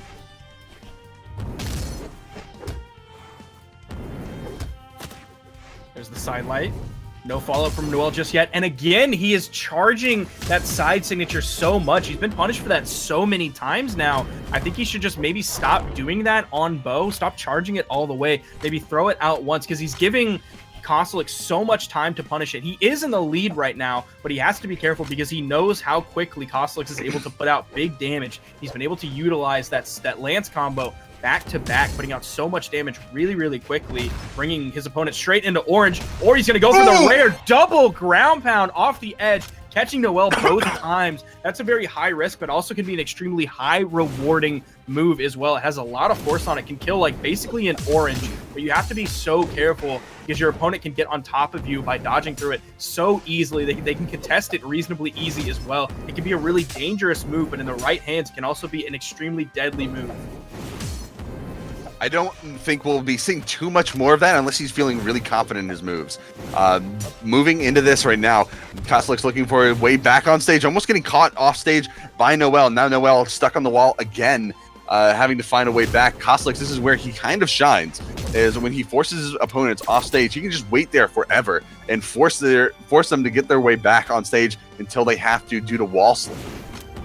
Yeah, wall slip, it'll take some time to come into effect, but it'll definitely happen if Noel sticks on that wall. We haven't seen him getting really close to wall slip. I don't even know if we've seen exclamation points come out showing the player that wall slip is about to come into effect. That hasn't been an issue quite yet. We've seen Noel gravity cancel moves back onto stage. We've seen him recover high. We've seen him recover back on with weapon tosses like he did just there. He's able to pick up the sword, but neutral lights the wrong way. Almost gets side light side air, which would have actually probably killed him there. He's able to pick up the D-Light into the side air onto Kostelix. That'll kill. Woo! Big damage coming up from Kostelix to finish that game off, and he takes the lead in the set, 2-1. One more game for him, and he's moving on, and that is going to call it for Noel, but they still have more to go, so that's not going to be the case just yet. But Kostelix is looking really good on this pick, picking out that dexterity stance, giving him a little bit more in the way of weapon recovery. And we're going back to Brawlhaven again. This time, it was Noel that left it on the table, and Kostelix was the one to pick it after his victory. Going to be coming into this game, picking up a nice neutral air. If Noel wants to play floaty, like I think Kostelix is totally down with that. Lance Nair is an extremely potent option. It covers so much area around you.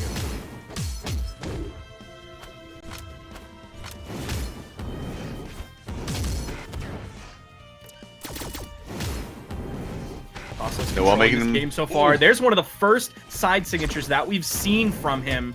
He's looking for the offstage play. He's got to be really careful here. Noel was coming in with the ground pound, but it got interrupted by the platform. Ooh, that was a very dangerous position for him to be in. Like directly below Noel, off stage. One of his only options left was the recovery, and he managed to get it by moving away from the wall, going wide, and then finding the connection on the approach from Noel. But that side air on stage from Kostelix as well is going to be what is going to call it for Noel's first stock, as he takes the lead in the set. Nice little two-hit string coming out from Noel, but he's going to have to find a lot of those. He does pick up the gravity cancel down signature, but that's not even going to send Kostelix off the screen. The unarmed damage coming out from Kostelix. He's continuing this string. He's continuing this string even further. Ooh, just barely avoiding the sides to Noel try to position that in just a way where if he was standing on stage, it was a perfect shot right along the grounded option. Oh, the turnaround. Noel almost finding the kill. The weapon throw not confirming it just yet. The recovery off the top, though, that is going to secure it. And that is stock equalization. There's not Noel. Kostelix doing a fantastic job extending that stock out, getting a lot of damage and putting Noel in a very difficult position now in this second stock. He's got a long way to go, and he has to play very carefully to close this gap. Dot signatures over the edge. There's the side light, side air. The side air does miss. Noel's looking for any damage that he can find right now to try and even up this lead. There's the nair. The side air is going to kill. the weapon toss up. He's going to throw the spear away like he's been doing this entire set so far. You're not going to see him juggle the weapons, though, to delay the weapon spawn. I don't even think he honestly cares about that right now. He doesn't even want to risk a little bit of the possibility of losing that lance and being forced into unarmed or spear. We saw him throw out some unarmed pressure earlier, but I don't think he wants to rely on that if he can just stay on this lance. And I think allowing Noel the weapon, like, he legitimately doesn't even care. Like, he's given Noel weapons for free because it doesn't matter to him right now.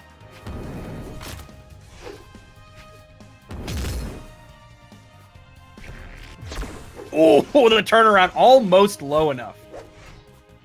Noel trying to cover the weapon spawn as well right now, keeping Kostelix away from it. No, he's not going to happen. And Kostelix not even going for the weapon, more than content to get the kill with the unarmed ground pound off stage. I don't think Noel was prepared for that, and it looks like that is all she wrote. Game number 4, excuse me, going the way of Kostelix in a 3-1 in the set. Noel now going down, just barely making over 300 damage in that game as well. Kostelix taking it down, and that is going to do it for that set. Kostelix moving on to face off against Issa Drew in the losers quarterfinals. Yeah, that was Noel being knocked out of the tournament right there. Noel's kind of had a rough day today. He went up against Remy and got 2-0'd. That put him down into the losers bracket where he had to fight against Crocky to qualify for top 80. He did come out on top of that with a 2-0, but then he turned around and got 3-1 by Kostelix here, showing really, really dominant lance play.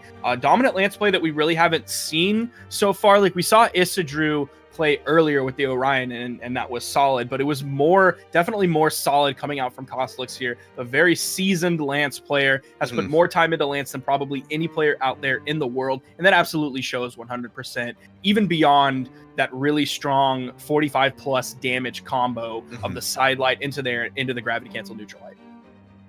And that's just, I mean, it's all just him showing off his knowledge, his game knowledge, and his expertise at the weapon. Looking at this next game, though, we have Menace versus Remy. I know we were talking about this a little bit earlier. This is probably going to be one of the hardest games he's had to face throughout the entire tournament. I know he's had to face off against a lot of big names, and by no means has this run been an easy one. But Remy is going to make for him the most difficult match for him to date.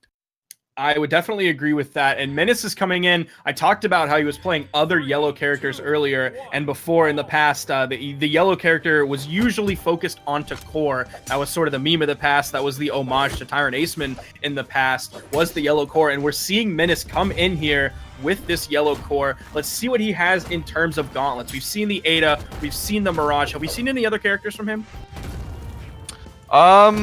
Let's see. You mentioned Ada, Mirage, and who?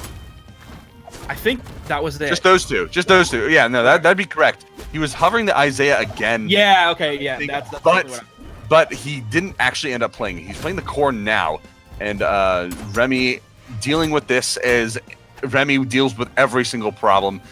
Just doing a fantastic job at running the spear game, and the gravity cancel side sig catching him, fling him off the backside of the map, and Remy doing a really good job at keeping the damage onto Menace right now. Yeah, he was able to find the perfect punish on Menace's insig. Now it's facing to the left. Remy got behind him, just like we saw him do against Noel earlier, and do the gravity cancel side signature, pulling from the right, pulling from the left, sending to the right. But Menace is going to find that unarmed side heavy to take out Remy's stock, but Remy maintaining just a little bit of a lead here. Menace getting a lot of damage with the gauntlets, the downside coming out, popping Remy up into the air. Looking for a side light, not going to happen as Remy hovers right above, gets the down airs, and continues to just down air pogo stick right on top of Menace, building up a decent amount of damage. Menace finding his way back on the stage, though, and looking for the string starter, not going to find it. The side sig coming out, not going to connect. And Menace looking for a little bit more damage in that down air, but Remy turning things around. It's just the back and forth between these two. A nice volley, but the side sig from Remy, confirming that kill off into the right. And that is going to do it for that second stock. Menace coming back. Now, this has been, I think, the biggest lead that we've seen anyone get on Menace today. With that neutral light is almost going to proc Remy into kill percent. He has to be careful not to take too much damage with the high force that the hammer does. With all of those signatures, the down signature is going to kill I'm not used to seeing a lot of down signatures coming out from core players. I think it's an underrated sig, but it's definitely not one that you should use in every situation. Menace found the right one to use it in for the kill. Brawlhaven definitely going to help him out with that, as Remy was just in the latter stages of orange. I think he just procced into red on the damage of the rock rolling before the final hammer swing.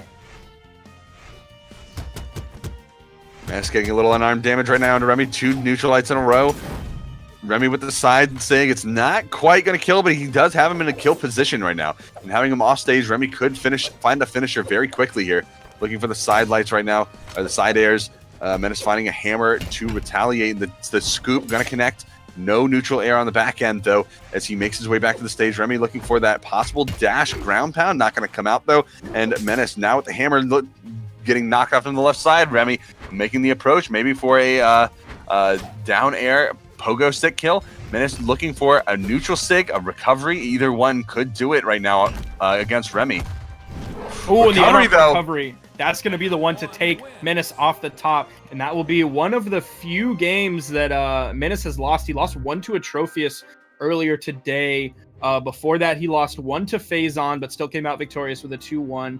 He 2-1'd Ethan and Tybo and Starlight. So he's only lost a few games so far in this run, and he's only lost 1, I believe, today against Atrophius. So this will be doubling the amount of games he's lost today against Remy, and we could see that going forward. Remy could be the man to take down the Yellow Menace. Well, that's still yet to be seen. There's still at most 4 games left to go through this set, so Menace has a lot of room to potentially work with. And picking the Ada pick right now, which was actually incredibly successful for him earlier, we have no idea if this is going to be what it takes to take a game off of Remy, and if this works, he might stick with it. There's the D-Light recovery coming out from Remy here. There's the D-Light side air coming out from Menace, keeping the damage dead even between these two. Dodge through the weapon toss. There is one still on the field for Remy to pick up. It is a spear. He's going to go spear to spear, toe to toe against this yellow Ada. It's interesting. We saw the switch from the core to the Ada, and it looks like Remy is having actually an easier time after the switch. Already securing a kill and looking to secure another one right now, getting the weapon damage from the sword onto him, and Menace having a tough time finding some gun damage. The side sig raw coming out, another one coming out, not going to connect, and that's going to give Remy a lot of punish time, and he's just going to continue to do damage here. He dodges right through the down sig as well and just can't find any damage. Menace is having a lot of trouble here, and Remy finally getting caught in that side sig from Menace. The first kill on him, but is it too late? He's already in the red. Remy, even without a weapon, finding these punishes not too difficult for him to find these as well, because Menace just keeps throwing out these raw moves. It seems like Menace is having a little bit more luck against Remy with the guns in his hands. You saw the weapon spawn come onto stage. He threw his spear away and opted to stay with the guns, but now he's just been weapon star for so long, and Remy is going to take full advantage of that. That's what he wanted the entire time, putting himself a full stock up against Menace.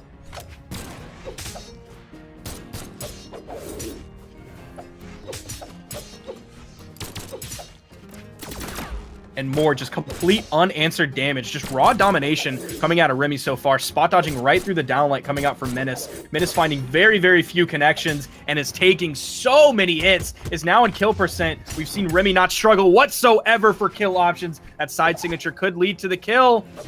Oh, just barely. His dodge didn't come off cooldown until it was too late, or he might have waited to do it to see if Remy was actually going to throw out a move that he could use his dodge to get iframes through. Either way, he only put out 197 damage, and Remy is looking like the one who is just going to stop this Menace run right in its tracks.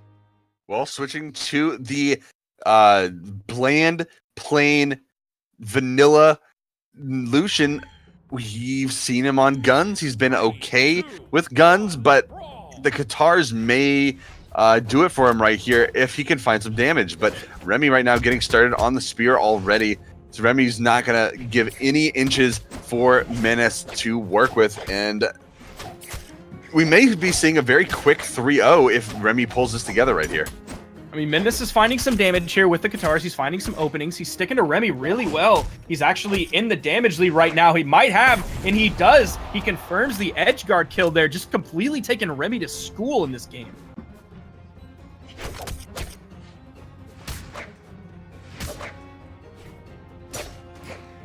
The guitar player right now getting a lot of damage onto Remy from these guitar strings. Already finding the kill as well.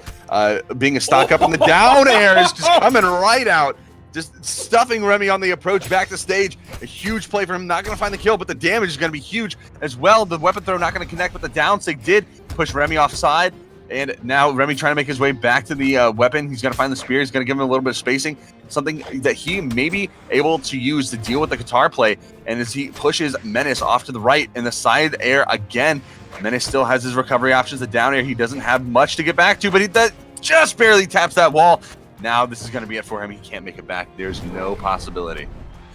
And Remy is at a huge damage deficit right now. He is in the red, in kill percent. Meanwhile, Menace is fresh on his second stock. The unarmed recovery almost making that weapon pickup from Remy completely mean absolutely nothing. The down signature struggling to kill. Bouncing off the stage, that's going to take a little bit of Remy's speed and momentum away, and that's going to send him to the farthest away blast zone. That one finally is the one to kill, and now we're seeing a complete 180 from last game.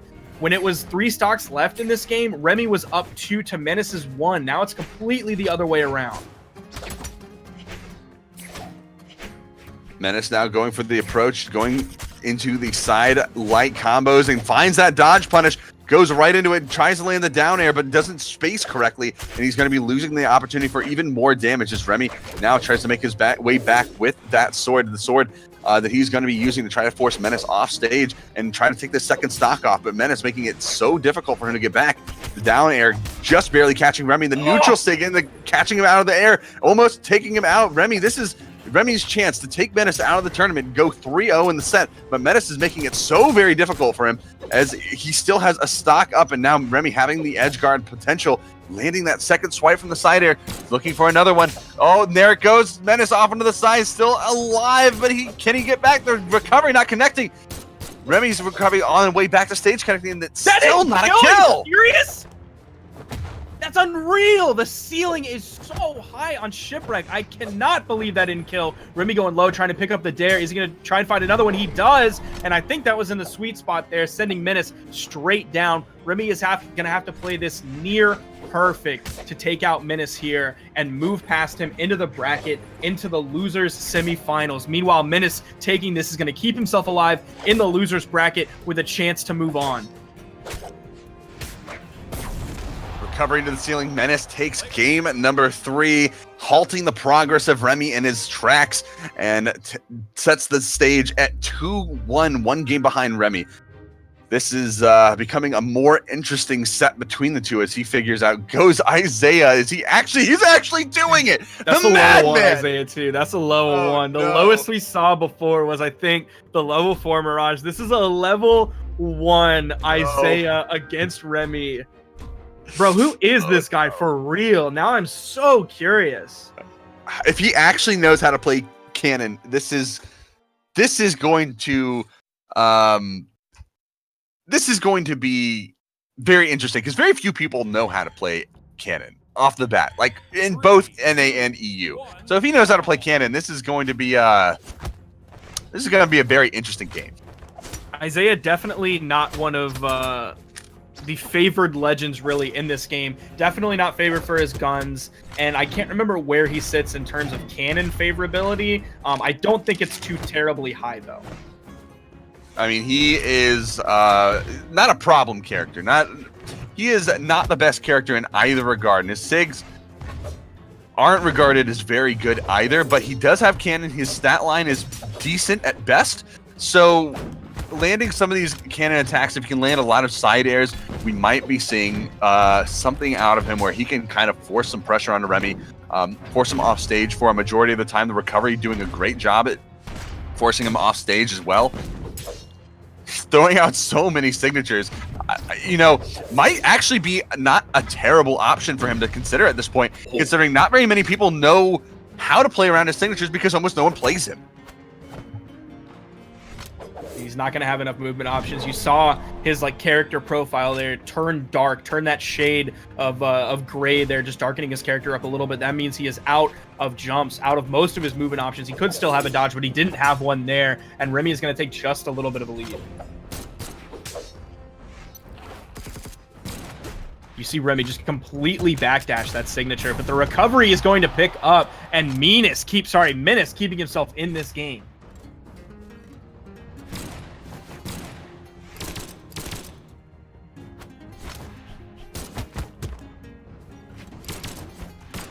You're seeing him try to proc Remy's floatingness with his nairs.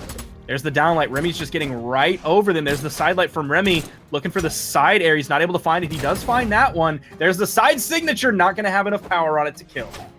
Almost takes him out, but the down air could do it. Yep, that's going to be it, catching him out in the midair, trying to make his way back to the stage.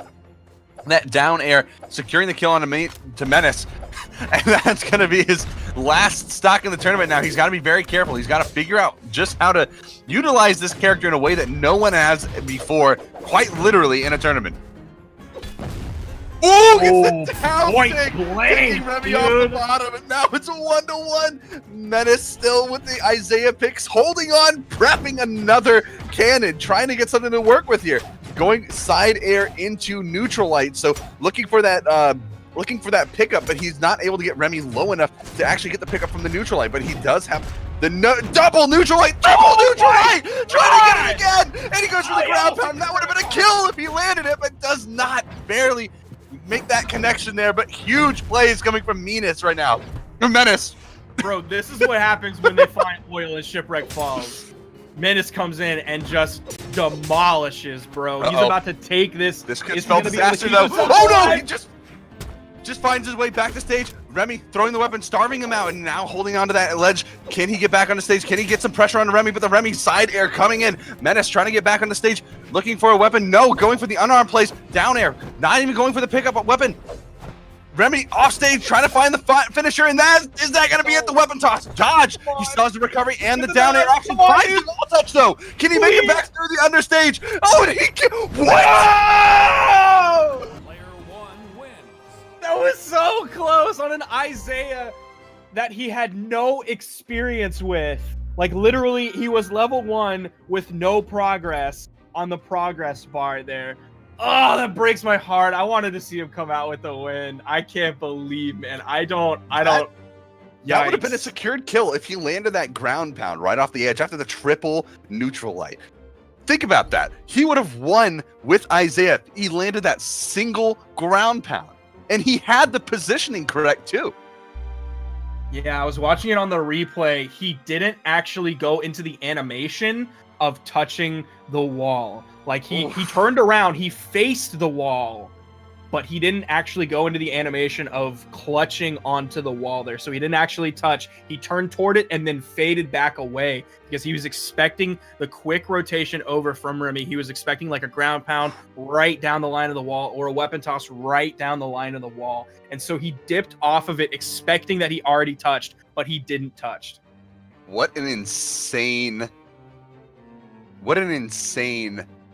set between these two. That's he almost did that with Isaiah. Oh my gosh, that's going to be talked about for a probably while. One of the craziest sets that we'll see for some time. But looking to the future and what we have now, we have Koslix and Issa Drew banning out the maps, getting ready for their set. Whoever wins it here will go on to face Remy in this losers semifinals, of course.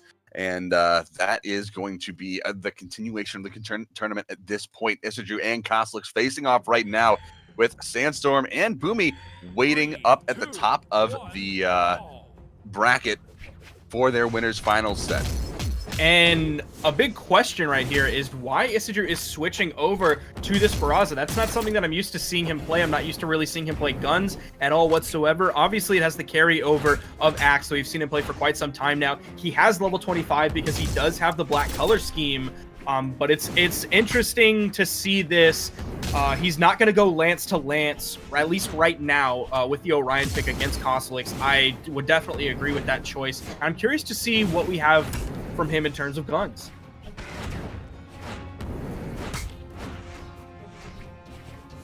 Koslik's making his way to center stage using the lance to try to get a lot of damage onto Issa Drew. Issa Drew using the Barraza pick, of course, like you mentioned, with the axe, trying to get a lot of damage out, trying to utilize these high damage signature moves, and he falls a little bit too low and just completely Z's.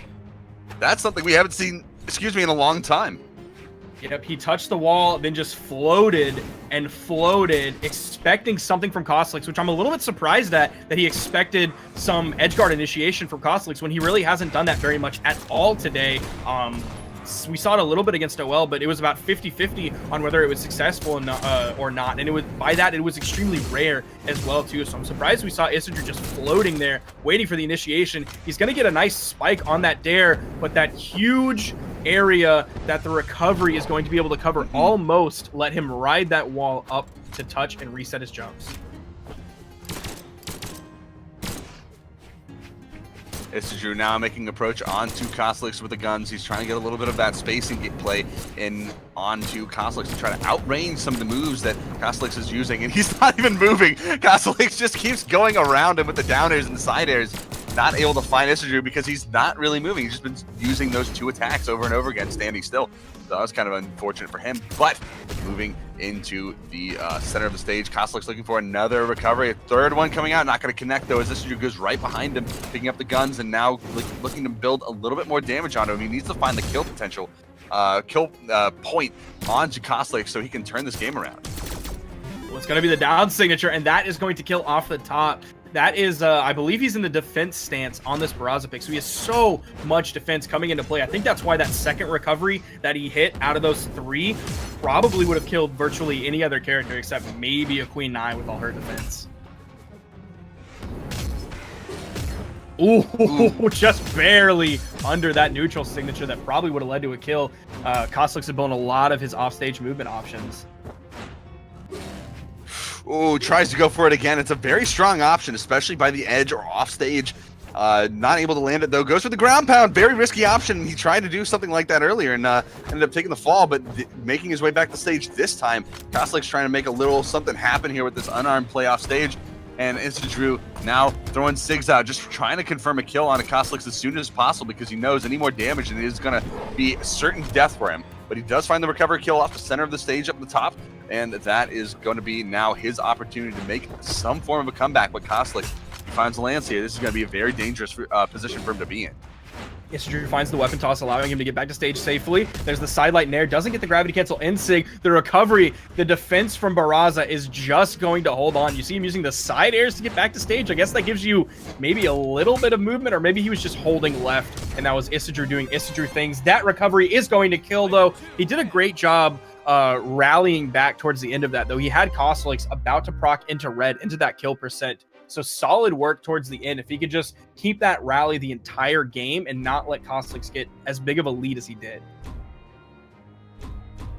All right, banning out the map stages already. We got Thunder Guard, Mammoth, and Shipwreck. We might see Shipwreck again, and there it goes.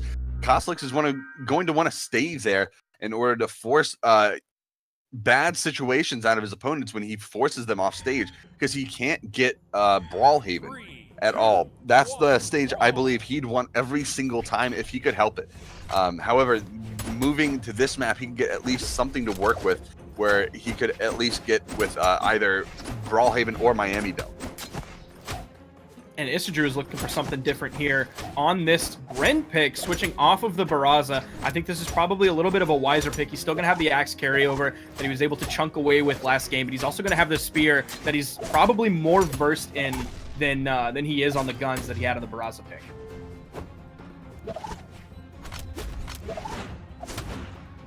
Koslik's doing a pretty decent job utilizing the spear right now against Issa Drew, but Issa Drew with the axe. This is something we've seen him on for quite a long time, no matter how bad or good it might be. This is something he's still very familiar with. Koslik does have a little bit of a lead here. He picks up that side light, the second swipe of it. Issa Drew's looking for these kill options. You see the side sig come out. Is he going to go for the side light into the gravity cancel neutral sig, or is he going to go down light into the neutral sig, or he's just going to do the raw side sig in pure Issa Drew fashion? That's a classic right there. And Issa Drew making the approach. Now both players just kind of waiting for an approach actually from one another. And it looks a little like Issa Drew is just trying to play the grounded game right now, as Kostlix likes to get above his opponents, use the down theirs, trying to get something started into a string or combo, get that pressure built up on, but Issa Drew is not breaking right now. And the neutral state gravity canceled out. Nice combo off stage on a Kostlix, forcing him out of bounds, or not out of bounds, off stage into those corners. And Kostlix trying to make his way back now into the center of the stage. It gives him that potential to dash dance, to throw out some of these moves and force Issa Drew off stage if he can manage it. And with these 2-hit axe strings back to back to back, Issa Drew has now taken the lead. He's been looking for the 3rd hit that's going to lead to the kill, though. Kostlix has been recovering really, really high after he's been hitting these sidelight into the nairs. We just saw one of the first recoveries come out after that from Issa Drew, expecting the recovery high. He was doing neutral sigs before, but Kostlix was just completely floating way over them. He finds the grounded neutral sig, though, taking out Kostlix and holding on to this lead.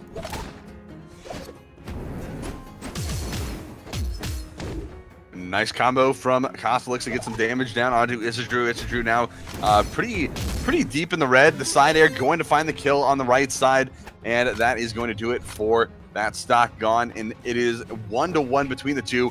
Kostlix looking to build up a little bit more damage onto Issa Drew. Issa Drew now getting some damage onto Kostlix with the axe play. He knows the combos, he knows the strings. As long as he can consistently build up that damage, get a hit here, hit there, he can get Kostlix into a favorable position to finish this game out. Seeing Issa Drew try to be very careful with the way he wants to approach onto Kostlix. Kostlix is able to use so many moves defensively here. You see him backdashing, waiting for Issa Drew to approach. He has the D-Light option if he's stacked. He has the neutral air option if it's a high jump option, if he's looking for maybe a jump fast fall there or a jump fast fall side air, anything like that. And it's dead even between these two players in kill percent. The side sig is all but going to do it. He doesn't have the lance for all those movement options in the air to get back. That side air giving him a little bit of a jump. The dodge coming off of cooldown. Kostlix is able to get back, and axe side air or the neutral sig will kill here. And it's going to be Issa Drew tying up this set against Kostlix. Are we going to be going back to Shipwreck? I think that's what he's going to be setting up. He might ban Shipwreck. He might ban Mammoth Falls. I think it's up in the air. Oh, no, he's going to be banning Miami Dome of all things. I think that was one that he favored, actually. But it looks like we are going back to Shipwreck. Issa Drew feeling very comfortable here. Even though Kostlix is one of the 3 maps, or 4 maps, I suppose, that he really feels comfortable on. And I wonder why he banned out Miami Dome, considering it was one of the maps he was leaving open before, but maybe it's just something he doesn't feel comfortable playing on against Axe. Yeah, he left Mammoth, Brawl Haven open, which we saw him be victorious against Noel on, and then he also left this map of Shipwreck open. So it seems like he's comfortable on these really, really flat maps. It seems like he wants to minimize the soft platforms if possible, which is basically this stage, Brawl Haven, and mostly Mammoth Fortress. Kostlix giving a lot of respect to Issa Drew right now as he continuously backs off, looking for an opportunity, but Issa Drew is more than content to just stutter step in front of him, and that looks like that is going to lead to the kill off on the bottom as Issa Drew confirms the kill with the axe, and now setting up potential axe on the secondary in case he loses this one. Issa Drew is just getting ready for more of Kostlix's approaches. The recovery coming in from Kostlix. He's looking to take out Issa Drew off the top. He needs to find this kill quickly before he takes too much damage. You saw how much damage that Issa Drew is able to put out with his chunks, with his sidelight nairs. He's able to do that really consistently. Sidelight nair, the gravity cancel insig again. Kostlix going very high.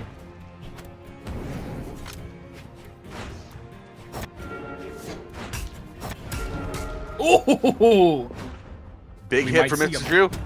Big 2-stock lead here going the way of Issa Drew. If he's able to hit one of those neutral signatures, gets the recovery right off the top. And that seems to be the mix-up option that he's relying more and more on now as he sees how far up that Kostlix likes to recover after the sidelight nairs. He just triple recovers back on the stage. It's more of that goofy stuff that we're used to seeing from Issa Drew every once in a while, but Kostlix punching it as he comes back to the ground. That is going to be the side air for Kostlix, evening up, or no, not evening up the stocks, but more or less evening up the damage as Issa Drew now in a fresh stock, taking a little bit of pressure from Kostlix as he tries to force out that second stock. Still having taken no damage until just this point. Issa Drew now turning the tables around, getting the recovery, and really finding the reads on Kostlix as he gets those escape jumps. Kostlix doing a great job putting out a lot of damage though. You saw him hit 2 of that 3-piece lance combo, and he's also put out a lot of damage with the grounded Sayers, with the side lights on his own, with the nairs. Ooh, just barely outranging that side signature from Issa Drew that he loves to use to chase down players. And Issa Drew is going to take it with the double unarmed recovery. That is a big 2-stock for him. He was in the red, but still had a lot of ways to go before he was really in danger of losing that game. And now Issa Drew up 2-1 in this set. And Kostlix is actually going to ban out Shipwreck this time. I didn't see the third map that he left on, probably Mammoth, but he left Miami Dome open. He left Brawlhaven open. And yeah, it was Mammoth. He left Mammoth open, and that's the one that they elected to go to. I think those are the 4 maps that he really feels comfortable on. So I think if we see Kostlix win the game right here, we might see Issa Drew banning out maybe not all 4 of those. Maybe leave Shipwreck, maybe leave Mammoth Fortress open as well, just because he knows if either one of those maps gets picked, he might feel pretty comfortable in those against Kostlix right now. But Kostlix doing a pretty decent job at taking Issa Drew to town in this game 4. Seeing Issa Drew quickly put out a lot of damage though. Kostlix was able to take an early lead, but Issa Drew has put out 2-hit and 3-hit combos so quickly with Axe, just reading Kostlix's movement so often. Sometimes it's a ground pound all the way up in the air that has a 363 hitbox. Sometimes it's reading which correct direction with the recovery. Occasionally it's a gravity cancel in-sig. But Issa Drew is doing a great job evening up the damage. He's a little bit behind right now, but this could be a huge option for him, completely interrupting the recovery back to the stage from Kostlix with that down air. He placed it so well. Issa Drew, though, this could be a very difficult position, and there it is, the recovery just coming right out, taking Issa Drew right off the top. He was so deep in the red that no matter what, he had to be careful about any sort of reciprocation from Kostlix. Now making his way back onto stage, Kostlix trying to reset himself in the center and establish map control is Issa Drew. Ooh, getting really big combo with the platform reset from Kostlix with a side air is going to be, what is that, a 20-something more damage onto that combo? Yeah, it's definitely close to that. Ooh, tries to go for the downlight into the gravity cancel in-sig. Side light nair into the gravity cancel in light. Not quite going to kill here. It might have killed if we were in Brawlhaven.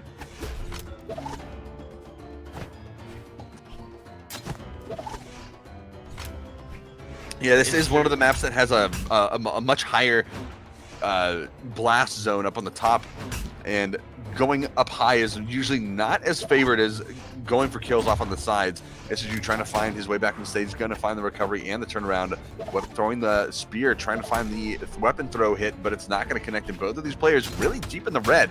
This could be the kill, and there it goes. Kostlix finding it, securing it with the spear.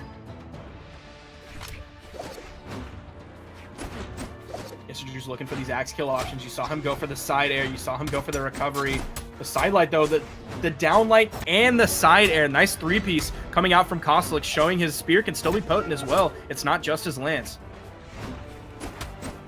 There's another side light coming out from Kostlix. Issa Drew, oh no! Throws out the side stick, and Kostlix just runs straight into it. I think he was looking for a punish there. He wasn't expecting all those active frames from the side signature. Maybe he was expecting a neutral signature coming out from Issa Drew, because that's been his MO so far today. We haven't seen that many side signatures on Axe, and we haven't seen, if any, down signatures on the Axe either. So it's a little bit of a mix-up there with all those active frames that the side signature has.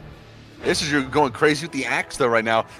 Continuously dealing damage to Kostlix. I don't think he's been hit once in the past 30 seconds. And there's the kill right off on the top. And Issa Drew taking it 3-1 in the set. Going on to the losers semifinals to face off against Remy. And that is going to be Kostlix's end in the tournament. So now looking at the bracket real quick. We have Sandstorm and Bhumi waiting at the top in the winners finals. We have Remy and Issa Drew in the losers semifinals off at the bottom. But before we get to either one of those games, we are going to be taking a short break. So stay tuned. We will be back in just a moment.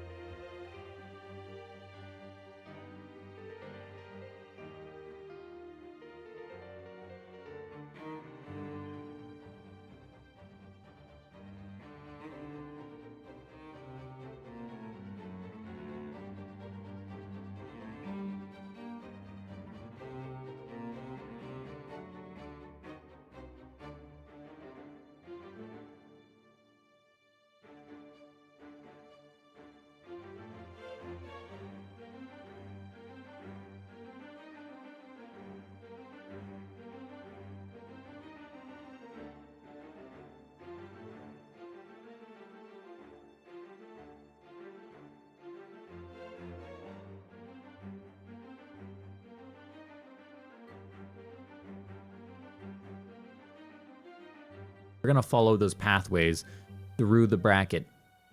But maybe the most simple way to think about the Swiss bracket is that it's a best of 5 where each game is a best of 3 against a different player. And to that extent, we're going to take a look at each round and follow a couple of players. So, for instance, let's start by following Alien. You see Alien here goes up against Batman. Batman, with his technological wonders and, general edgy skills, beats out Alien. We're also going to follow Wally here as well. And Wally beats out the Joker. We got 2 players we're going to follow. All these players duke it out. They all advance on into round 2.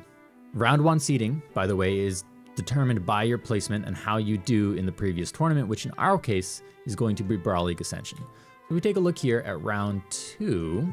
Move it up there so we can see a lot here. On the left side, in that left box, you have 8 players who have gone 1-0. If we look at Wally, Wally has gone 1-0 and is up against Neo and will advance into round 3 because Wally wins out against Neo. On the other side, you have players who have gone over here. You have players who have gone 0-1. These are the players who lost in that first round. We're following Alien. Alien done something pretty nice and beat out Harry Potter. Again, alien from space, like crazy sharp claws, spits acid, all that good stuff. Does beat out magical Hogwarts magic. At least in this situation it does. That brings us into round 3. Round 3, now 3 is the magic number, which you need to know. If you win 3 times, you pass through the bracket. If you lose 3 times, you are out of the bracket. Yoda goes up against Wally. Wally beats out Yoda. Attack of the Clones, not enough, just like how Yoda fails against Count Dooku. Spoiler alert, I'm sorry. Wally is just the same, Yoda fails against Wally, and Wally will advance. Wally wins 3 times and moves on. So out of round 3, you'll have 2 players who move on to the final top 8, and they're through the Swiss bracket. Those players are done. In this case, we're looking at Wally and Wolverine. On the right side box, you have Harry Potter up against Legolas and James Bond against Rocky. These are the players who have gone 0-2. These players have not won a match yet. Unfortunately for Legolas, unfortunately for Rocky, they lost. That means they're out. Their journey through the Brawl League Master to be a Brawl League Master is over. So out of round 3, 4 players are out. 2 have advanced and 2 have been knocked out. In the middle box here, though, you have 8 players who have gone 1-1. You have Alien versus Joker, Neo versus Django, Darth Vader versus E.T., and T-800 versus Batman. We're going to follow, let's do this in green, right? We're following Alien, so here's Alien. Alien wins in round 3, which is excellent. That's what you want when you're Alien. Now we're going to get rid of our graphics here as we move on to round 4. Let's go ahead and take a look at round 4 and 5. Now, round 4 and 5 are the last rounds in the bracket. Now, I'm going to show it up there. Sorry for the slip and slide right there. Let's move it down so we can see all of round 4 and 5. Great. Move this over. Okay, very good. So in round 4, you have 2 boxes, right? On one side, you have players who have gone 2-1, and on the other side, you have players who have gone 1-2. Now, in this case, 3 more players are going to advance and 3 more players are going to get knocked out. So we have 3 players advancing, Neo, Darth Vader, and Yoda. These players are the ones who did knock out their opponents. They've won 3 times. 3 is the magic number. They've moved on to the final top 8. On the other side, you have 3 players who will not advance, unfortunately, which is James Bond, Django, and Potter. They have lost 3 times. 3 is the magic number. They are out of the tournament. Now, keep in mind that there's still a round 5. These are the players who have won 2 times, who have won 2 times and lost 2 times. Very, very important to keep in mind. We're following Alien. You see here, Alien loses versus Darth Vader.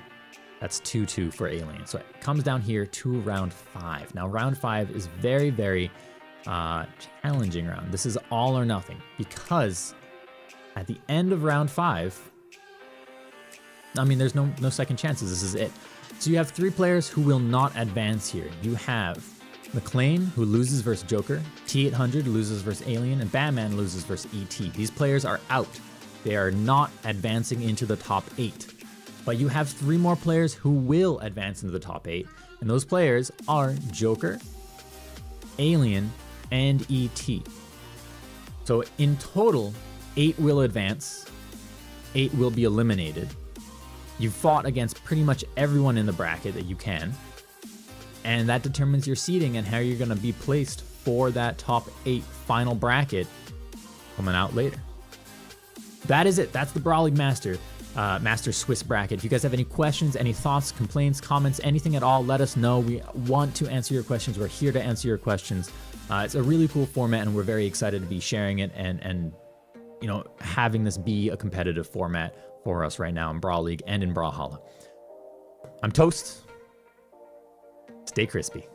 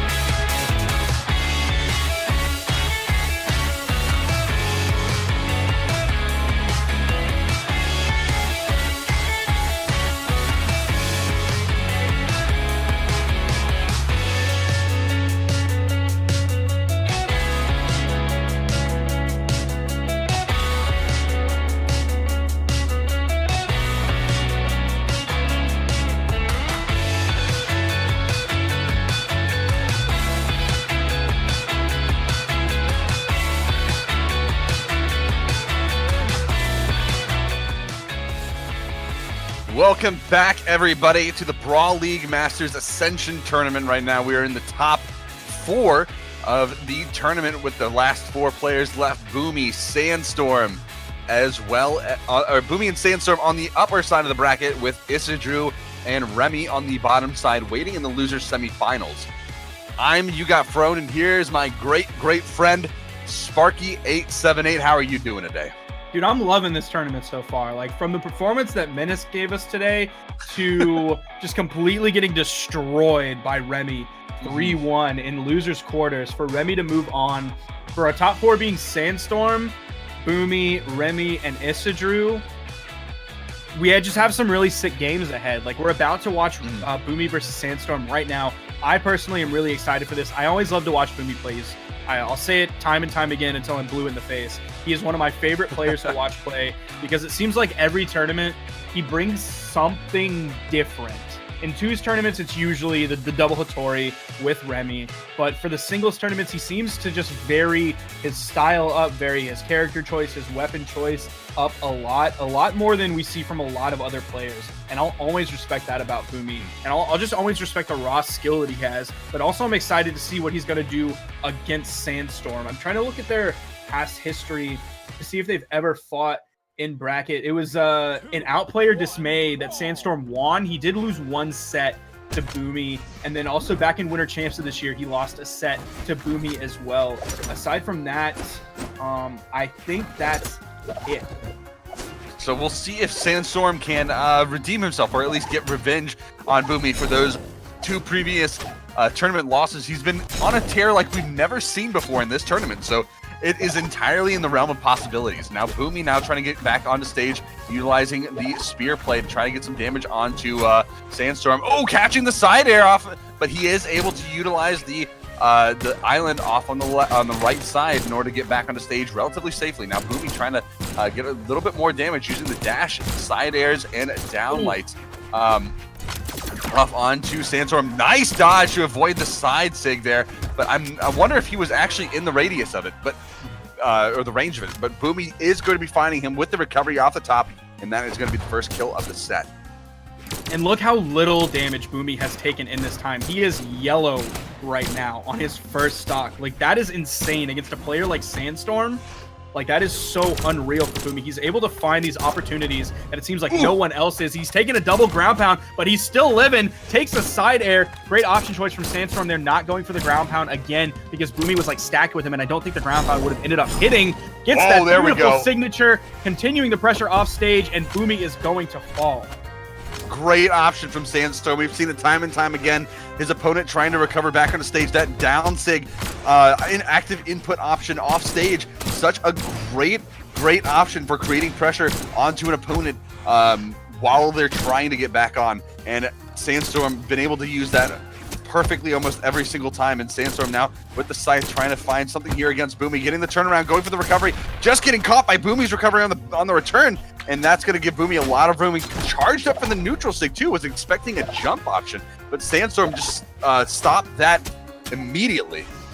Now we just saw that string on the edge that put a lot of kill potential in Sandstorm's hands, but we've also seen him specifically on this map do that against countless other players. You saw him positioned on the right island, possibly looking for that big string that we saw him do earlier in this tournament yesterday, but Bhumi is just not going to fall for it whatsoever. He's going to maintain basically the exact same lead that he had before. He's like maybe 20 damage past where he was on his lead in the first stock, so he's a little bit further behind than he was on the first lead, but still gigantic lead going this way. His damage output has been strong all day. His kill potential has been strong all day.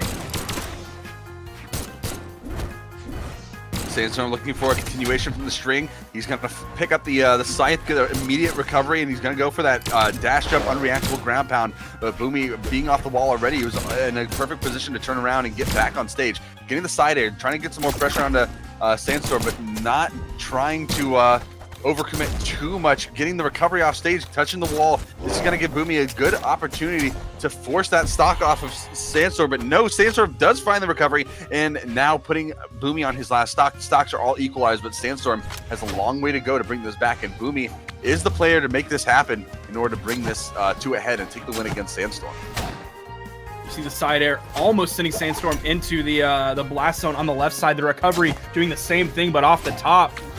One more of those will kill, or it'll just be a side signature here, and that's a JV2 going the way of Bhumi. Another big Bhumi opening here. 641 damage to 343. Bhumi putting just under 300 more damage out compared to Sandstorm.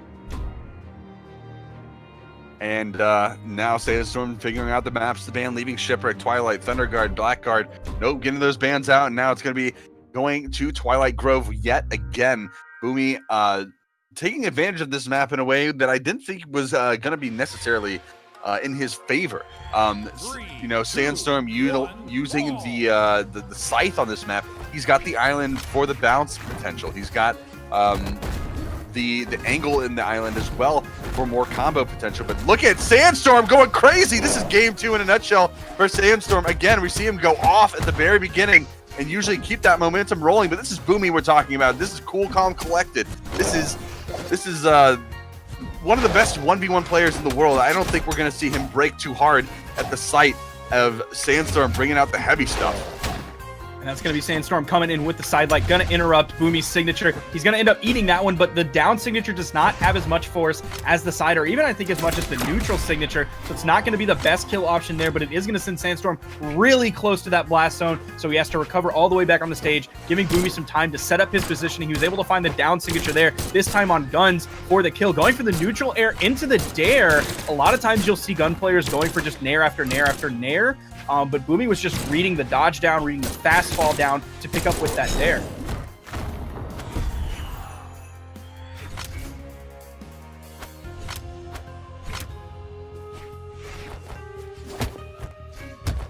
Bhumi trying to come in with the unarmed damage here onto Sandstorm. He's finding it, keeping himself in the lead. Not quite as big as we saw last game from Bhumi. Nice dare there, nice side air. You wanted to talk about Sandstorm being able to utilize the island. Bhumi will also be one of those players who can easily utilize that island for the bounce off. We saw him attempt to do it earlier. It didn't quite connect. He was a little bit too far to the left. But that time it did connect, and then he's able to pick up the D-Light into the recovery for a full stock lead up on Sandstorm right now. Sandstorm trying to get the edge guard right now, getting that neutral air, not finding the recovery, but he did have the close to perfect positioning for that to catch him out. Just a little bit more distance was needed there. Now Bhumi trying to get a little bit more damage to the guns. Nice dodge from Sandstorm to avoid the side light. Gravity canceled in order for Bhumi to continue a combo there, but recovery off the top. Just both of them going right at it. And back and forth, back and forth. Big 2 stock for Bhumi though, coming out of this. This time putting out less damage in the long run, but he also kept Sandstorm on the less damage as well. Last time it was like 343. This time he forced Sandstorm to be only able to do 247, and that was almost a JV2. So that was basically 210 to 220 damage, all on Bhumi's first stock. And now going into game number 3, this is a very difficult position for Sandstorm to be in. We saw a very strong opening from Sandstorm in the last game. We may see something similar into this game, but Bhumi is not going to break. Big Bhumi knows how to take these like basically anyone playing the game, take their play style and turn it against them. And this is what Bhumi's going to be doing, is taking game number 3 here on Thunder Guard, utilizing the shenanigans zone right in the middle. Bhumi, getting a lot of damage with the guns, popping them up into the air, and look, the follow-up recovery not going to connect. Sandstorm hasn't really gotten any damage on the Bhumi so far. What a beautiful string coming out from Bhumi there. Just utilizing almost every single move in Gun's kit. Bhumi is just able to find opportunities that other gun players, that other spear players kind of aren't able to find. He's just doing so well against a seemingly unbeatable Sandstorm before this. Picks up that recovery for the kill, and Bhumi has taken very little damage, extending his leads further and further.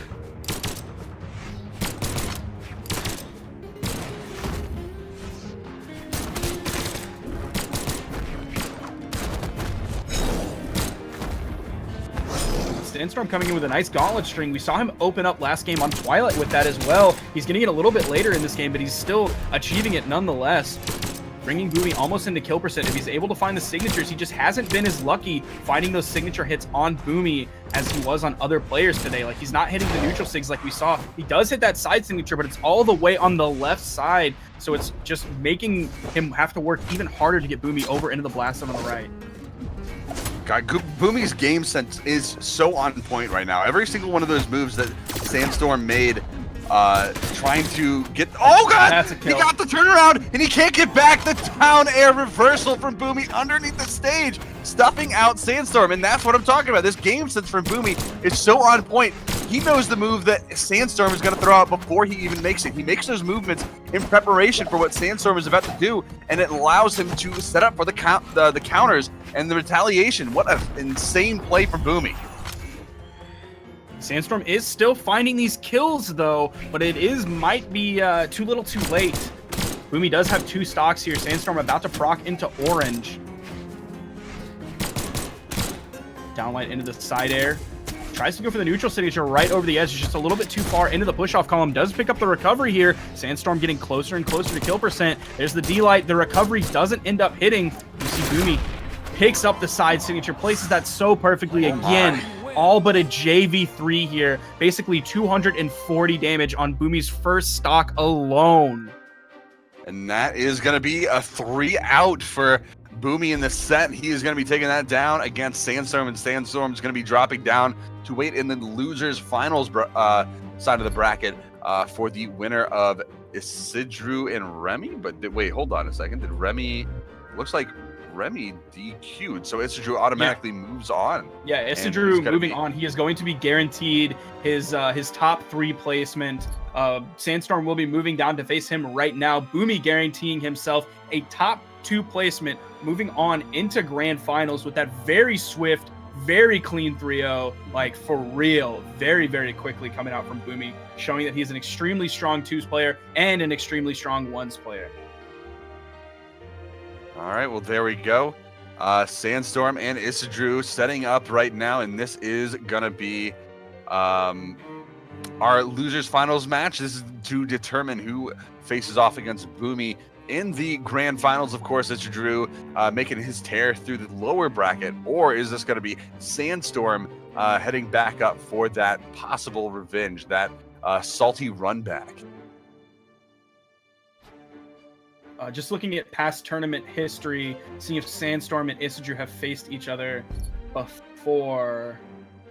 It looks like Sandstorm did lose to Issa Drew in Summer Champs.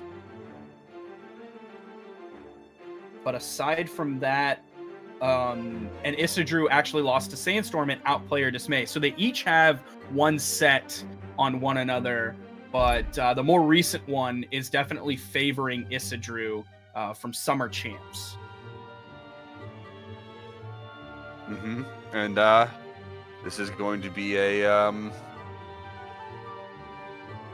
this is going to be interesting. But yeah, there looks like there's a little bit of discussion going on now. But we could start a discussion of our own between the two players in this match. Issa Drew and Sandstorm.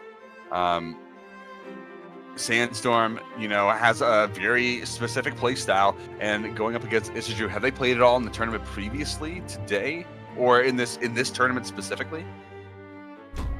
Previously today, not I don't today. think they have. I'm looking at Sandstorm's trip through the bracket. He 2-0 Daiku, then he 2-1 Wrench in top 8. I'm looking where Sandstorm was. Doesn't look like it. I'm pretty sure they didn't play previously. No, because then it was in round 1 of winners to get in the top 32. Sandstorm played Tiffany. And then I don't think they were still in the same bracket either. I think Issa Drew pretty much had a reasonably easy pool. Yeah, they were not in the same pool. All right, well, getting back into it, we got Issa Drew and Sandstorm facing off for the first time all tournament. I don't know if they've played previously in Summer Champs or in but I have to imagine they have. So this is going to be maybe a more familiar set between these two players than some of the other ones that have gone against Sandstorm.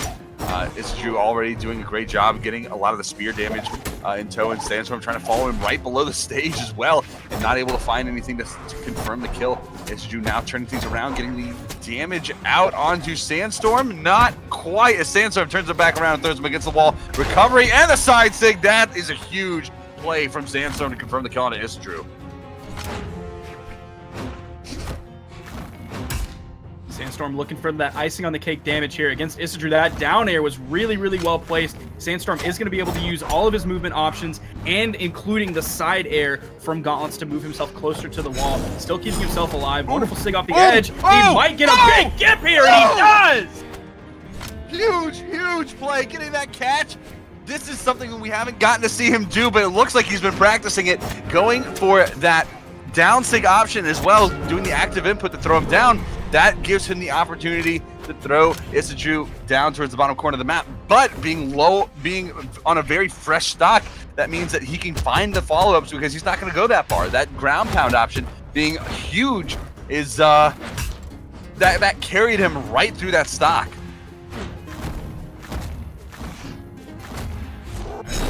Final stock. He's going to have to be really careful here. He's going to have to find those 2-hit strings, those 3-hit strings on Sandstorm. We're taking next to no damage here. There's the down air. The bottom side of the recovery doesn't proc Sandstorm because he went for the spot dodge instead of recovering high.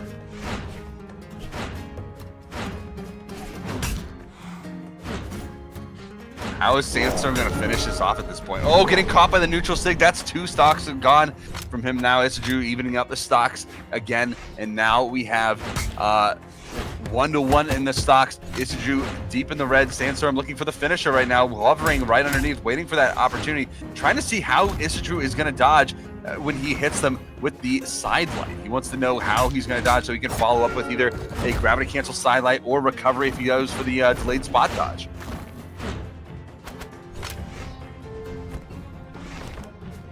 Sandstorm backing up. He's being careful. He's putting a lot of respect onto Issa Drew's unarmed game. There's the side light, sending Issa Drew off stage. Sandstorm being careful. He's not going to engage on the edge against Issa Drew. He's just going to maintain the platform. Ooh! Oh no! What a punish! Yikes! That was a rough punish there for Sandstorm. I think he thought he had more time than he did to actually hit that. Ooh! Good finisher from Sandstorm. Yep, that's the finisher that we've seen him do multiple times this tournament.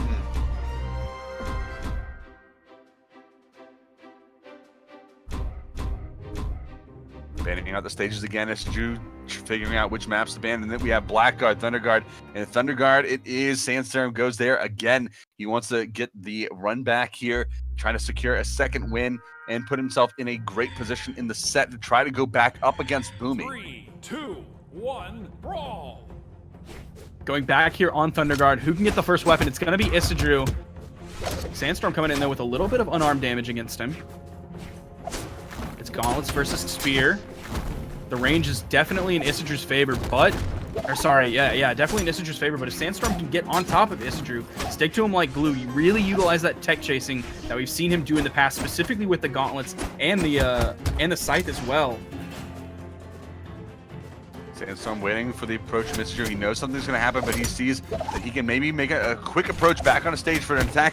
Issa Drew getting caught out now by the scythe play from Sandstorm. Sandstorm looking for another approach, and this is going to be a very difficult position for Issa Drew to make something work here. The scythe play from Sandstorm has just been really impressive so far, and the extra range from those downlights, those neutral lights that he can extend out and just pick Issa Drew up and start forcing him on the defensive has really been working out in his favor.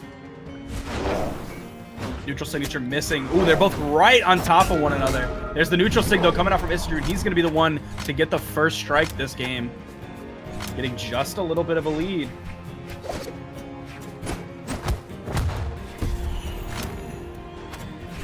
Sandstorm quickly answering back, both players fresh on their second stock.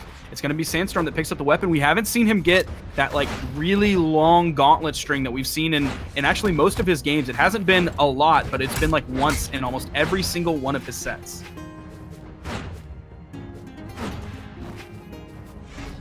You see him chasing down Issa Drew. Issa Drew being very careful. He's backdashing a lot until he can get that side light confirmed.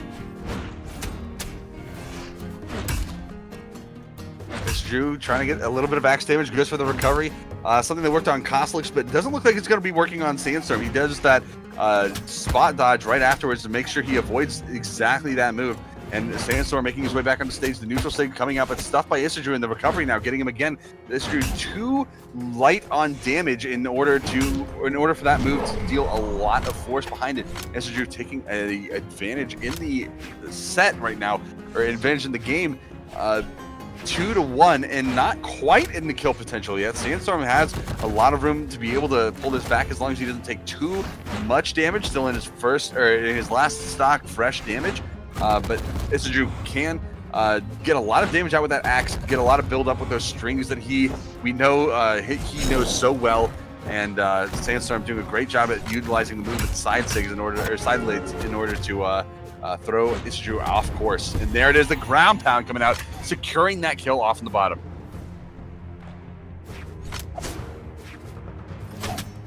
Again, we have a very even game so far. The falling side air coming out from Issa Drew. He hits the dare. Sandstorm getting the nair, but he doesn't go for the side air follow-up. Now he goes for it.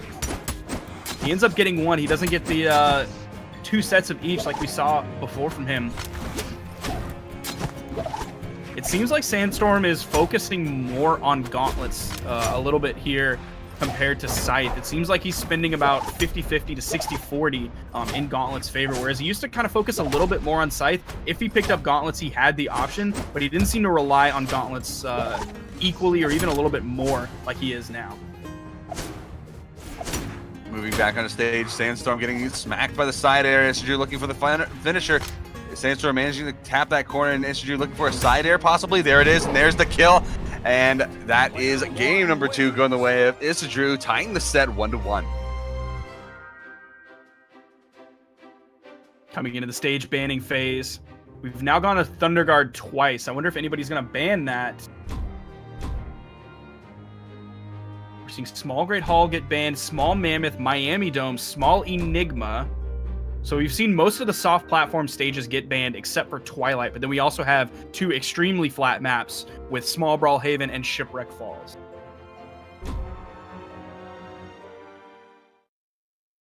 All right, and I believe they're going to do Mammoth, correct? So that floating platform moving around the stage is going to add a little bit of verticality. Oh, no. Okay, so they did go to Shipwreck. I thought. Yep, we are on Shipwreck here. So that is going to create a little bit of a disparity between people on and off the stage, of course. Sandstorm is going to be wanting to take advantage of that, throwing Issa Drew off, but just avoiding that neutral sig from the gravity cancel. As Sandstorm managed to get out of the very heavy-hitting combo that Issa Drew we've seen him use in the past. Now moving, gets the recovery, tries to throw him off stage, tries to follow him down, but Issa Drew immediately threw the jump out so that he can avoid the down air follow-up from Sandstorm. And now Sandstorm trying to make his way back into the stage. It's been blow for blow so far, but I think Issa Drew is getting a little bit more mileage out of his hits compared to Sandstorm, considering the fact that Issa Drew is going hit for hit with the axe and getting the recovery up on top, is confirming the first kill of this game, game number 3, onto Sandstorm. And Sandstorm considering the fact that he's utilizing the scythe, he has to rely on landing those combos with strings in order to get a lot of that big damage off and the big pressure. Issa Drew using the axe, he only needs to land one hit here, one hit there, not even consecutively, in order to get that damage build.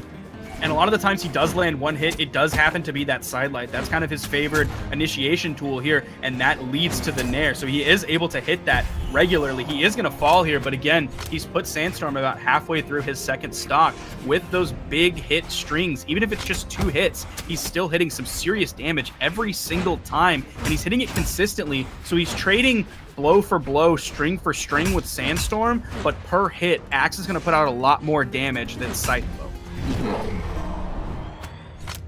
Sandstorm getting taken off the top, and now Issa Drew looking to be in a great position to try to finish off game number 3 and take the lead in the set. Issa Drew using the axe right now to try to get a little bit more damage built up on the Sandstorm. Sandstorm having a little bit of trouble getting most of these strings completed and set into conversion so that he can pressure Issa Drew well enough. Issa Drew now trying to get more and more hits onto Sandstorm, pressure him off stage. Sandstorm caught without a weapon though, and this is something he's going to have to work with as he switches into gauntlets. Well, we saw Issa Drew try to pick up the unarmed recovery on the top. It probably wouldn't lead to a kill, but Sandstorm's recovery is going to lead to a kill. Issa Drew was deep into kill percent at that moment. There is going to be a weapon spawn. Issa Drew's going to be able to get it very quickly. You saw Sandstorm try and make a move for it, like he was going to try and contest, but he knew Issa Drew had the iframes until he was going to pick the weapon up. So Issa Drew was going to have basically the free approach to that.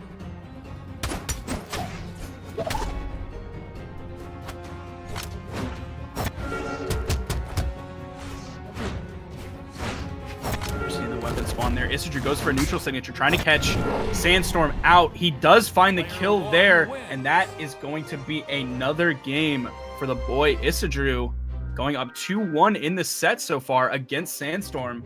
Sandstorm's going to have to find something here, or he's not going to get the chance to go back up into loser's bracket and get the salty run back against Bhumi, who 3-0'd him earlier.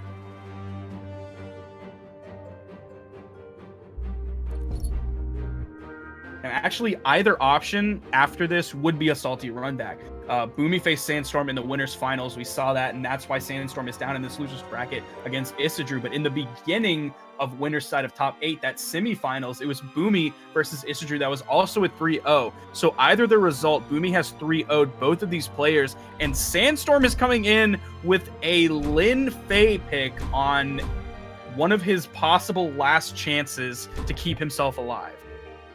All right, moving into game number 4, Sandstorm pulling out the Lin Fei.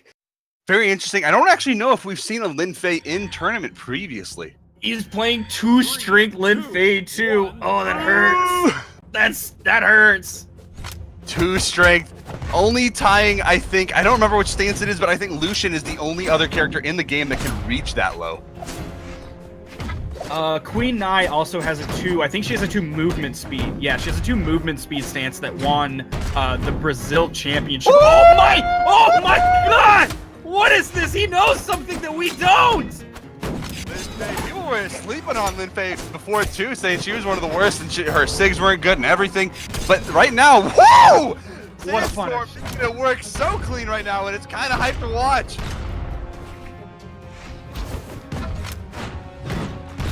Oh my God, perfect spot dodge as well. Sandstorm going insane right now. 2 force doesn't even matter to this guy. Except he has not found the kill yet. Well, you know, that's what the signatures are for, right? I wonder how much like Cannon's side air is affected by that 2 strength. I wonder like how many more side airs it will take to kill. Even though that move has like a lot of variable force on it, the side air on stage, if you didn't have 2 strength, that might have killed. But even so, it takes a lot of damage to kill with an on-stage side air. He does find the kill there, but he's taken so much damage in the process, he has to be careful. This is the sleeper pick that we were all hoping to see from Sandstorm, and it's actually working out so well right now. But Issa Drew finding the side sig, a pretty expected side sig too. Looking for a kill like that, using and Issa Drew just loves using the sigs in general. That is going to lead to the kill onto it. Oh my God! Sandstorm going crazy again. Now these strings are a part of the recent buffs that Cannon did get that allows for more strings like this. That kind of brought Cannon up in terms of favorability, but even so, you see how few players play Cannon, and I think that sort of speaks volumes to what Cannon can possibly do in the tournament scene. There are players who do find success with it, but it is definitely very rare. On the side are just barely knocking Issa Drew out of his signature move. And now looking for that neutral sig, not going to connect, just barely avoiding the side sig. Sandstorm turning it around, looking for the neutral air, but he was still in the air and he couldn't hit. Issa Drew finding the connection on the side sig, and the weapon throw snipe from across the map is going to confirm that second kill onto Sandstorm, and this is his last opportunity to stay alive, force it into game 3 and take Issa Drew out. He does have him in the red, but that weapon, he's going to have to get it now, and boom, there it goes. Uppercut into the ceiling. Sandstorm evening up the game 1-1. This is it for him. He needs to take this here to push it into game 5 and survive. Oh my gosh! String. Getting that wonderful read, turning that side air around, gets the D-Light into the dare. Issa Drew is seemingly struggling finding these 2-hit strings that he was finding earlier. There's a nice double down air into the down light. There's the side light nair. Doesn't get the ground pound. And he has brought Sandstorm further into kill percent than Issa Drew is right now. Issa Drew does have the lead, but he does have to be careful. We've seen the string potential. There's is it gonna kill? Nope. Not quite gonna do it. Gets the guitar play. He's pressuring Issa Drew right now. Gets the neutral air. Throws the weapon. There's the recovery. Not gonna connect. The weapon throw. Just getting enough time to get that dodge back. And now the guitar play. Is he gonna use any of the signature moves? Does he even know what they are? Because I sure as hell don't. Now here it goes. There it is. He does it. It's game 5. And he gets it. He gets the kill. He pushes it. And now, game number 5, first game 5 we've seen in the entirety of the top 8, pushing it through with what other character than 2 forced Lin Fei? What in the heck is going on here? And it was that neutral signature that he was able to clinch that win with, keeping himself alive. He's going into the defense stance to give himself a little bit more survivability, going from 4 to 5. So he's able to live just a little bit longer against these signatures coming out from Issa Drew. And he's going to need to live longer because it's going to take longer to do the damage. He is finding these gigantic strings, but still, it's going to take longer to do the damage. It's going to take longer to find the kill options. So that survivability is something he absolutely needs. Going into it now, he's trying to get some more damage with this cannon, getting a lot of damage onto Issa Drew. Remember, the cannon is more attuned to being a heavy weapon, so each one of those hits is going to be doing a lot of damage, but Issa Drew doing a great job at dancing around the attacks right now, getting a lot of these spear aerial hits, the side airs, and the neutral airs to continue a lot of this pressure that he's been creating onto Sandstorm. But the neutral stake picking up Issa Drew on the side, right in the middle of the stage, and now creating a little bit more pressure off the recovery. Now, I always love seeing players pick up new characters. Issa Drew is going to take the lead early on, but we've seen what Sandstorm can do. I love seeing players pick new characters, but now I'm just worried that I'm going to run into a bunch of Lin Feis in my ranked games, and I just kind of don't want to deal with that. I mean, even more so because, I mean, me personally, like I said, I don't know these... I don't know these signatures at all, so if they throw those out, they charge them up. I have no idea where they're going to hit. Oh, wow! The active frames of that. Just lingering there, waiting for Issa Drew to proc right into their territory, getting the kill off the top. But Issa Drew is maintaining this lead, but we see Sandstorm has the cannon in his hands. That's his big string weapon that he's able to output so much damage very quickly. We haven't seen him hit a huge string yet. He has had a couple hits here and there. There's the side light, but he doesn't get the dare the other direction. Big side air coming out from Issa Drew. Good side air to get back on the stage. The recovery is going to allow him to get back on. Avoids a nice damage. Misses the side air, and that's not going to lead to the kill onto Issa Drew, but he is getting him closer and closer to kill percent every single time. The side air coming out, not connecting. Maybe a recovery would have been a better option there, but gets hit by the side sig. So much force behind that is going to lead into a kill off onto the left side. And now Sandstorm in a very similar position now. No weapon. He's got to bring this back if he wants to stay in this tournament, but it's between Issa Drew and Sandstorm to make it into Grand grand finals right now. Game 5 between these two. It is up in the air. It could be anyone's game.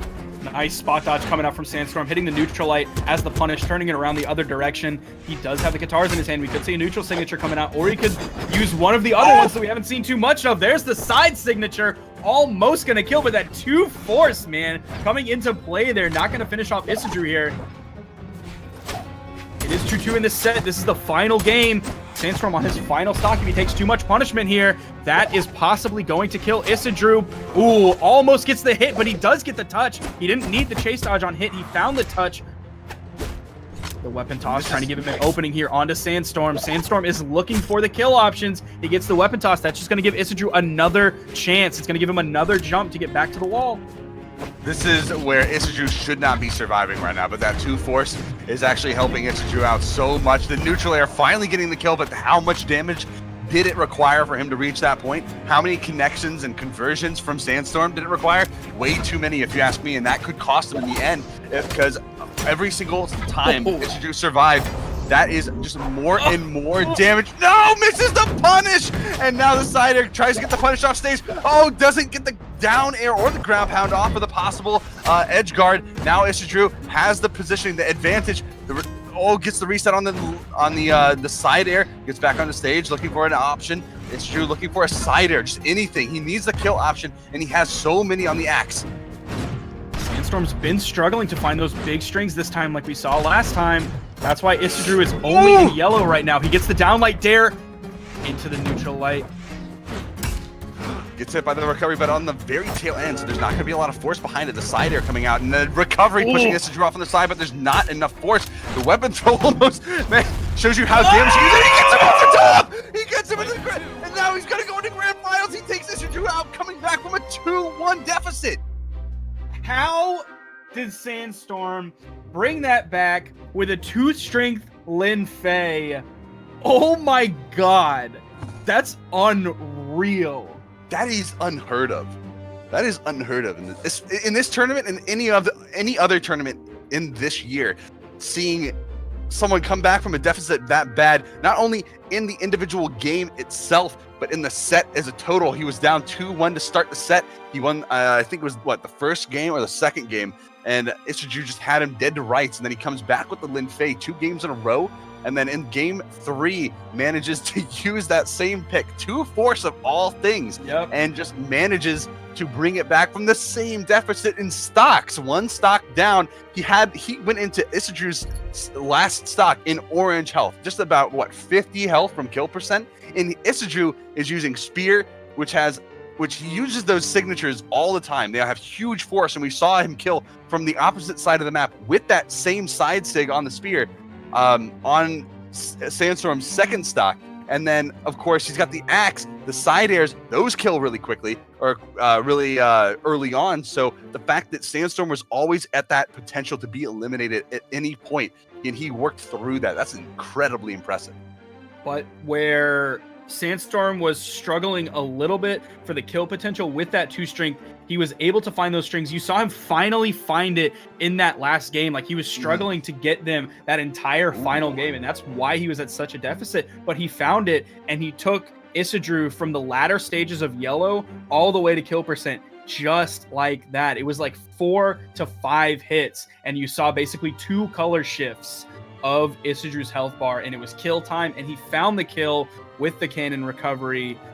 And Sandstorm might be switching his character again over to this Mirage. He has a level 40 Mirage. I didn't catch what level his Lin Fei was, but he did have the white color skin. So is that 10 or 15?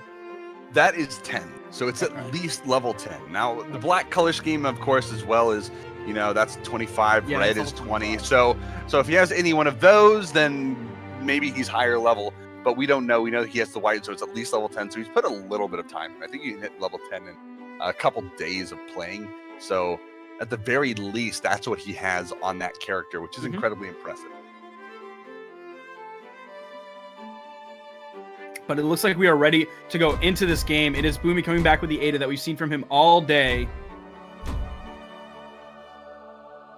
Stage banning, leaving Twilight Grove, Blackguard Keep, and Mammoth for Sandstorm to pick. Now, of course, Sandstorm is coming from the loser's bracket, so he's going to have to win 2 best-of-5s in order to take the tournament, whereas Bhumi, that's his reward for being on the winner's side, for not losing a set all day, is he only has to win 1 set, 1 best-of-5 in order for him to take the tournament. But previously, Bhumi did 3-0 him in winners finals. And statistically in Brawlhalla history, more often than not, the person who goes into grand finals on the winner's side does end up taking the tournament. Even if there is a bracket reset, statistically it favors the person on the winner's side.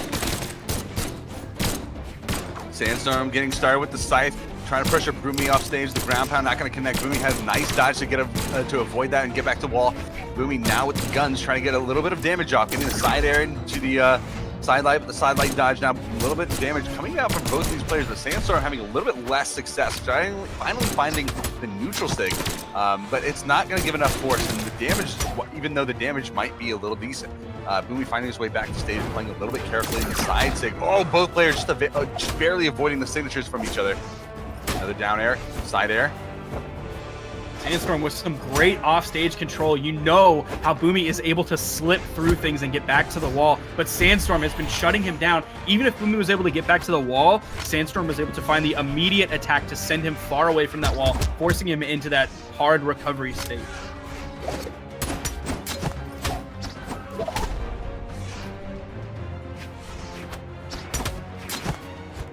Remy now going for guns. Sandstorm getting a little bit more damage on Bhumi this time around. Recovery from Bhumi, finishing off that stock, and now it's 2-2 equalized. And Sandstorm without a weapon, Bhumi going for the weapon delay. As long as he juggles those, he's going to delay this next spawn of the weapon. So now Sandstorm is still unarmed, getting caught by Bhumi's combos. And that's going to be Sandstorm now trying to turn things around just a little bit, but the damage deficit is not too far gone. Yeah, we aren't quite seeing the leads like we saw before from Bhumi, where he was getting almost JV2s multiple games in a row. He does have Sandstorm in kill percent, while Bhumi's still orange. He happens to read the wrong way for that side signature. Sandstorm was remaining behind him, but there's the neutral stick coming out from Sandstorm. Not quite going to kill this low defense Ada quite yet. It was too far to the left side. Oh, very carefully to make sure that down light connected from the gravity cancel. Sandstorm wasn't quite ready for that. He was looking for, I think, the higher angle of approach, but he did manage to turn that around and force out a kill from Bhumi's recovery back on stage. So props to him for that. Now Bhumi, getting pressured off stage. That side air, the only respite he's going to get right there. The down sig of all things going to get caught as Sandstorm tries to get on top. On top of Bhumi. Now, Bhumi's been able to kill on guns with the neutral signature, with the side sig, and the down sig. On spear, he's been able to kill.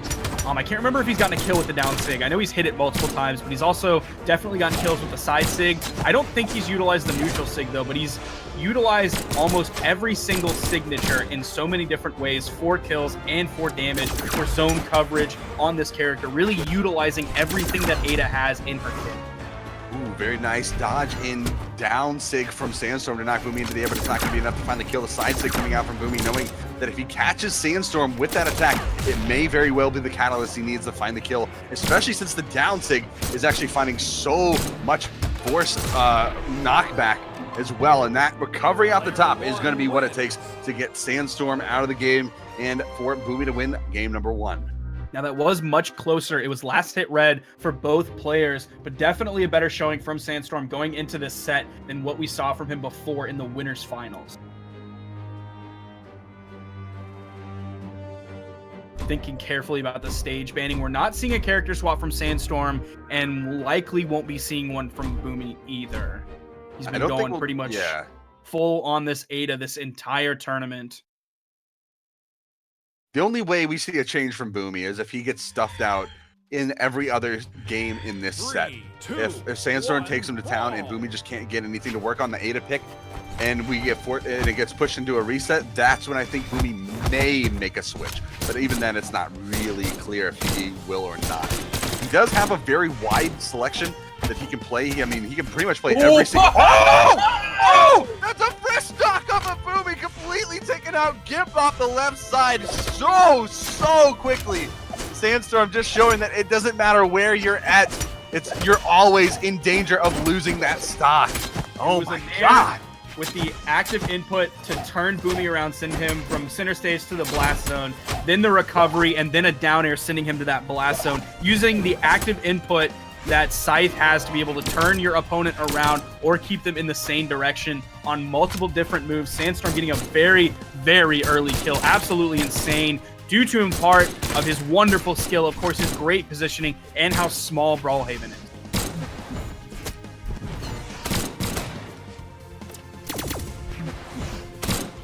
Getting the side airs, trying to force Sandstorm off onto the right. The side sig not going to kill, but he is going to get a lot of good damage and pressure. The ground pound, though, Bhumi just setting all of that up perfectly, exactly the way he wants it. And that is classic Bhumi, setting up his opponent to move the way he wants so he can predict everything that comes afterwards. And look at this, again, getting all the right options, all the right reads, forcing Sandstorm in poor positions so that he can take advantage of them and just deal constant damage and force pressure onto his opponent. Side air from Sandstorm is going to give him a little bit of breathing room as Bhumi is forced now off on the side. The reverse down air forcing Bhumi off to the corner as well. Oh, missing the side air, and that was if almost... Bhumi turns this around, dude, I swear, Bhumi is insane. How was he able to turn that around? He stayed under the stage. He recovered under the stage, and he was still able to turn it around on Sandstorm. Like, absolutely unreal, man. Taking 2 games, going up 2 games in this against Sandstorm. Like, this is Sandstorm having to stay alive here. Bhumi just said in chat, bust out the Fae. And then Sandstorm replying back, she doesn't kill. Well, I mean, there you have it. I mean, he might have confidence in the way he plays it, but you what? Okay, no. Let's go. Well, he's playing Zol. He picked a character before that doesn't kill. Now he's picking a character that only kills. Zol, except he's using the movement speed stance, so he's taking 1 out of strength. He's at 8 strength right now. I mean, me and everyone else want that 10 strength. Right? Every time you see Zol, you want the 10 strength. It doesn't matter what you're doing, 10 strength. It's like that old, what was it? It was the old Taros stance back when they were way different. Like, stances could give like 2 or 3 stats per, and like Taros had like the 2 movement speed, 2 dexterity, but with 10 defense and 8. Oh man, it was crazy. I'm curious to what he will have with this Zol pick. Dude, I love Zol. Zol is legitimately one of my favorite characters in the game. I don't want to play him because I'm terrible at both axe and cannon, but I really do. I love the design of the character. I love his signatures. I think he's awesome. I absolutely adore him. And we're seeing him like put out some decent damage against Bhumi. He brought him halfway through his first stock. So, I mean, that's what we've seen from him in the past with other characters. So this Zol pick, it seems like it's out of left field, but it might not be. He's having reasonable success with it compared to what he was doing earlier. So relatively, it's a similar pick. I wonder if we're ever going to see one of those sig usages where we see like the axe neutral sig where you hold it down and then it just becomes a ground trap for anyone to dodge into it. Like, I wonder if he'll ever use one of those, but it doesn't look like it, as Bhumi is just taking the time. He's got 1 stock left. This is the last stock he has in the tournament. And I think Sandstorm knows he might be a little outmatched as well, but the cannon, we can see if he gets anything from the cannon. He hasn't used it at all yet versus Bhumi. He might be able to find something here, but at this point it might be a little too late. Oh, there's the kill off the top, but that is only the first stock off of Bhumi. Now again, this is even in pace from what we saw from him earlier in the winners final set against Bhumi. Bhumi picked up almost 2 JV3s in a row in that set, so that's he's on pace with that here. So this pick isn't super out of left field, as funny as it might seem. He's finding reasonable success with it. You saw his cannon earlier, so he definitely has cannon. Goes for the weapon toss. He baits the dodge from Bhumi. That was a really greedy ground pound. He does pick up the recovery. He might be able to take off the second stock from Bhumi. He's able to pick it up with the D-Light into the Nair, and he's going to swap back to this cannon. Sandstorm's still in this. I mean, there's always the possibility for him to turn this around, and Bhumi, makes a slip up somewhere, but he's been so consistent, and Sandstorm is just right at the end of his rope. There's really not much left, and there it is. That's going to be it, and Bhumi is going to be taking down the Brawl League Masters Ascension tournament 3-0 in the grand finals, just going right through it. Kind of a repeat of what we saw in the winners finals as well, but that just cements how good Bhumi is in the end of the day. Like, it Now, doesn't matter who grinds his way back. It's just Bhumi. Addy Mestic just said it in chat, and I'm going to go ahead and trust him on this one, that it's been 16 months, over a year, since Bhumi has won a 1v1 tournament. And I'm looking back through Bhumi's trip through the bracket to see if he lost a single match today. Looking right now, going back all the way into his pool, it was 2-0s all across the board, people's names that I don't even recognize. Then Bhumi 2-0'd Feeble Star to get into top 32. Once he was in top 32, he 2-0'd Crocky. He 2-0'd Faison. That was his qualifier into top 8. Then he 3-0'd Issa Drew. He 3-0'd Sandstorm. And then he 3-0'd Sandstorm. Didn't lose a single game today. Bhumi is absolutely unreal. He put out that tier list that put Ada all the way at the top. He backed it up. He said in the thread of comments that was on that on the graphic for that if you consider yourself a professional player and you lose to Axe, you should maybe reconsider that title. He backed that up as well. He took out multiple Axe players today. Bhumi can talk big, he can back it up, and that's showing why he's such a very highly ranked player, not only in ranked, not only in tournaments, but on power rankings as well. Shows why he's one of the top players in the world. You've seen his domination in 2s. Maybe this is the marathon beginning for his monster run in 1. Yeah, and it's another thing too when you think about it with that comment about the Axes. And Sandstorm actually tried to bring an Axe against them in that final game, and it was getting kind of close there at the end, but overall Bhumi took it down pretty handily. It's just a part of the skill that we see Bhumi bring to the table. But yeah, that is the finale, the end of the tournament, of course. That is Brawl League Masters Ascension tournament. So now everyone who qualified top 16 is going to be viable player in next weekend's EU and NA Swiss brackets. So EU, I believe, is going to be on Saturday, right? Production. Yes. All right, so confirmation, that's EU on Saturday. You can see the graphic here. NA on Sunday, August 18th and August 19th, respectively. And that's going to be the top 16 facing off against each other. And Toast, during the last break, showed a fantastic video explaining the Swiss bracket system. So stay tuned for that next week. And then, of course, afterwards, whoever makes top 8 qualifies for the top 8 next in the next weekend after that for the top 8, and then the, of course, finals. All right, I think it's the finals, or do we finish up the top 8? Do you remember? I'm sorry, say that again. After the top 8. Yeah. Okay. September 1st, September 2nd are finals. That is all of the top 8 from Swiss bracket. Now, just to go over the top 16 from North America that will be qualifying for the Swiss bracket next week.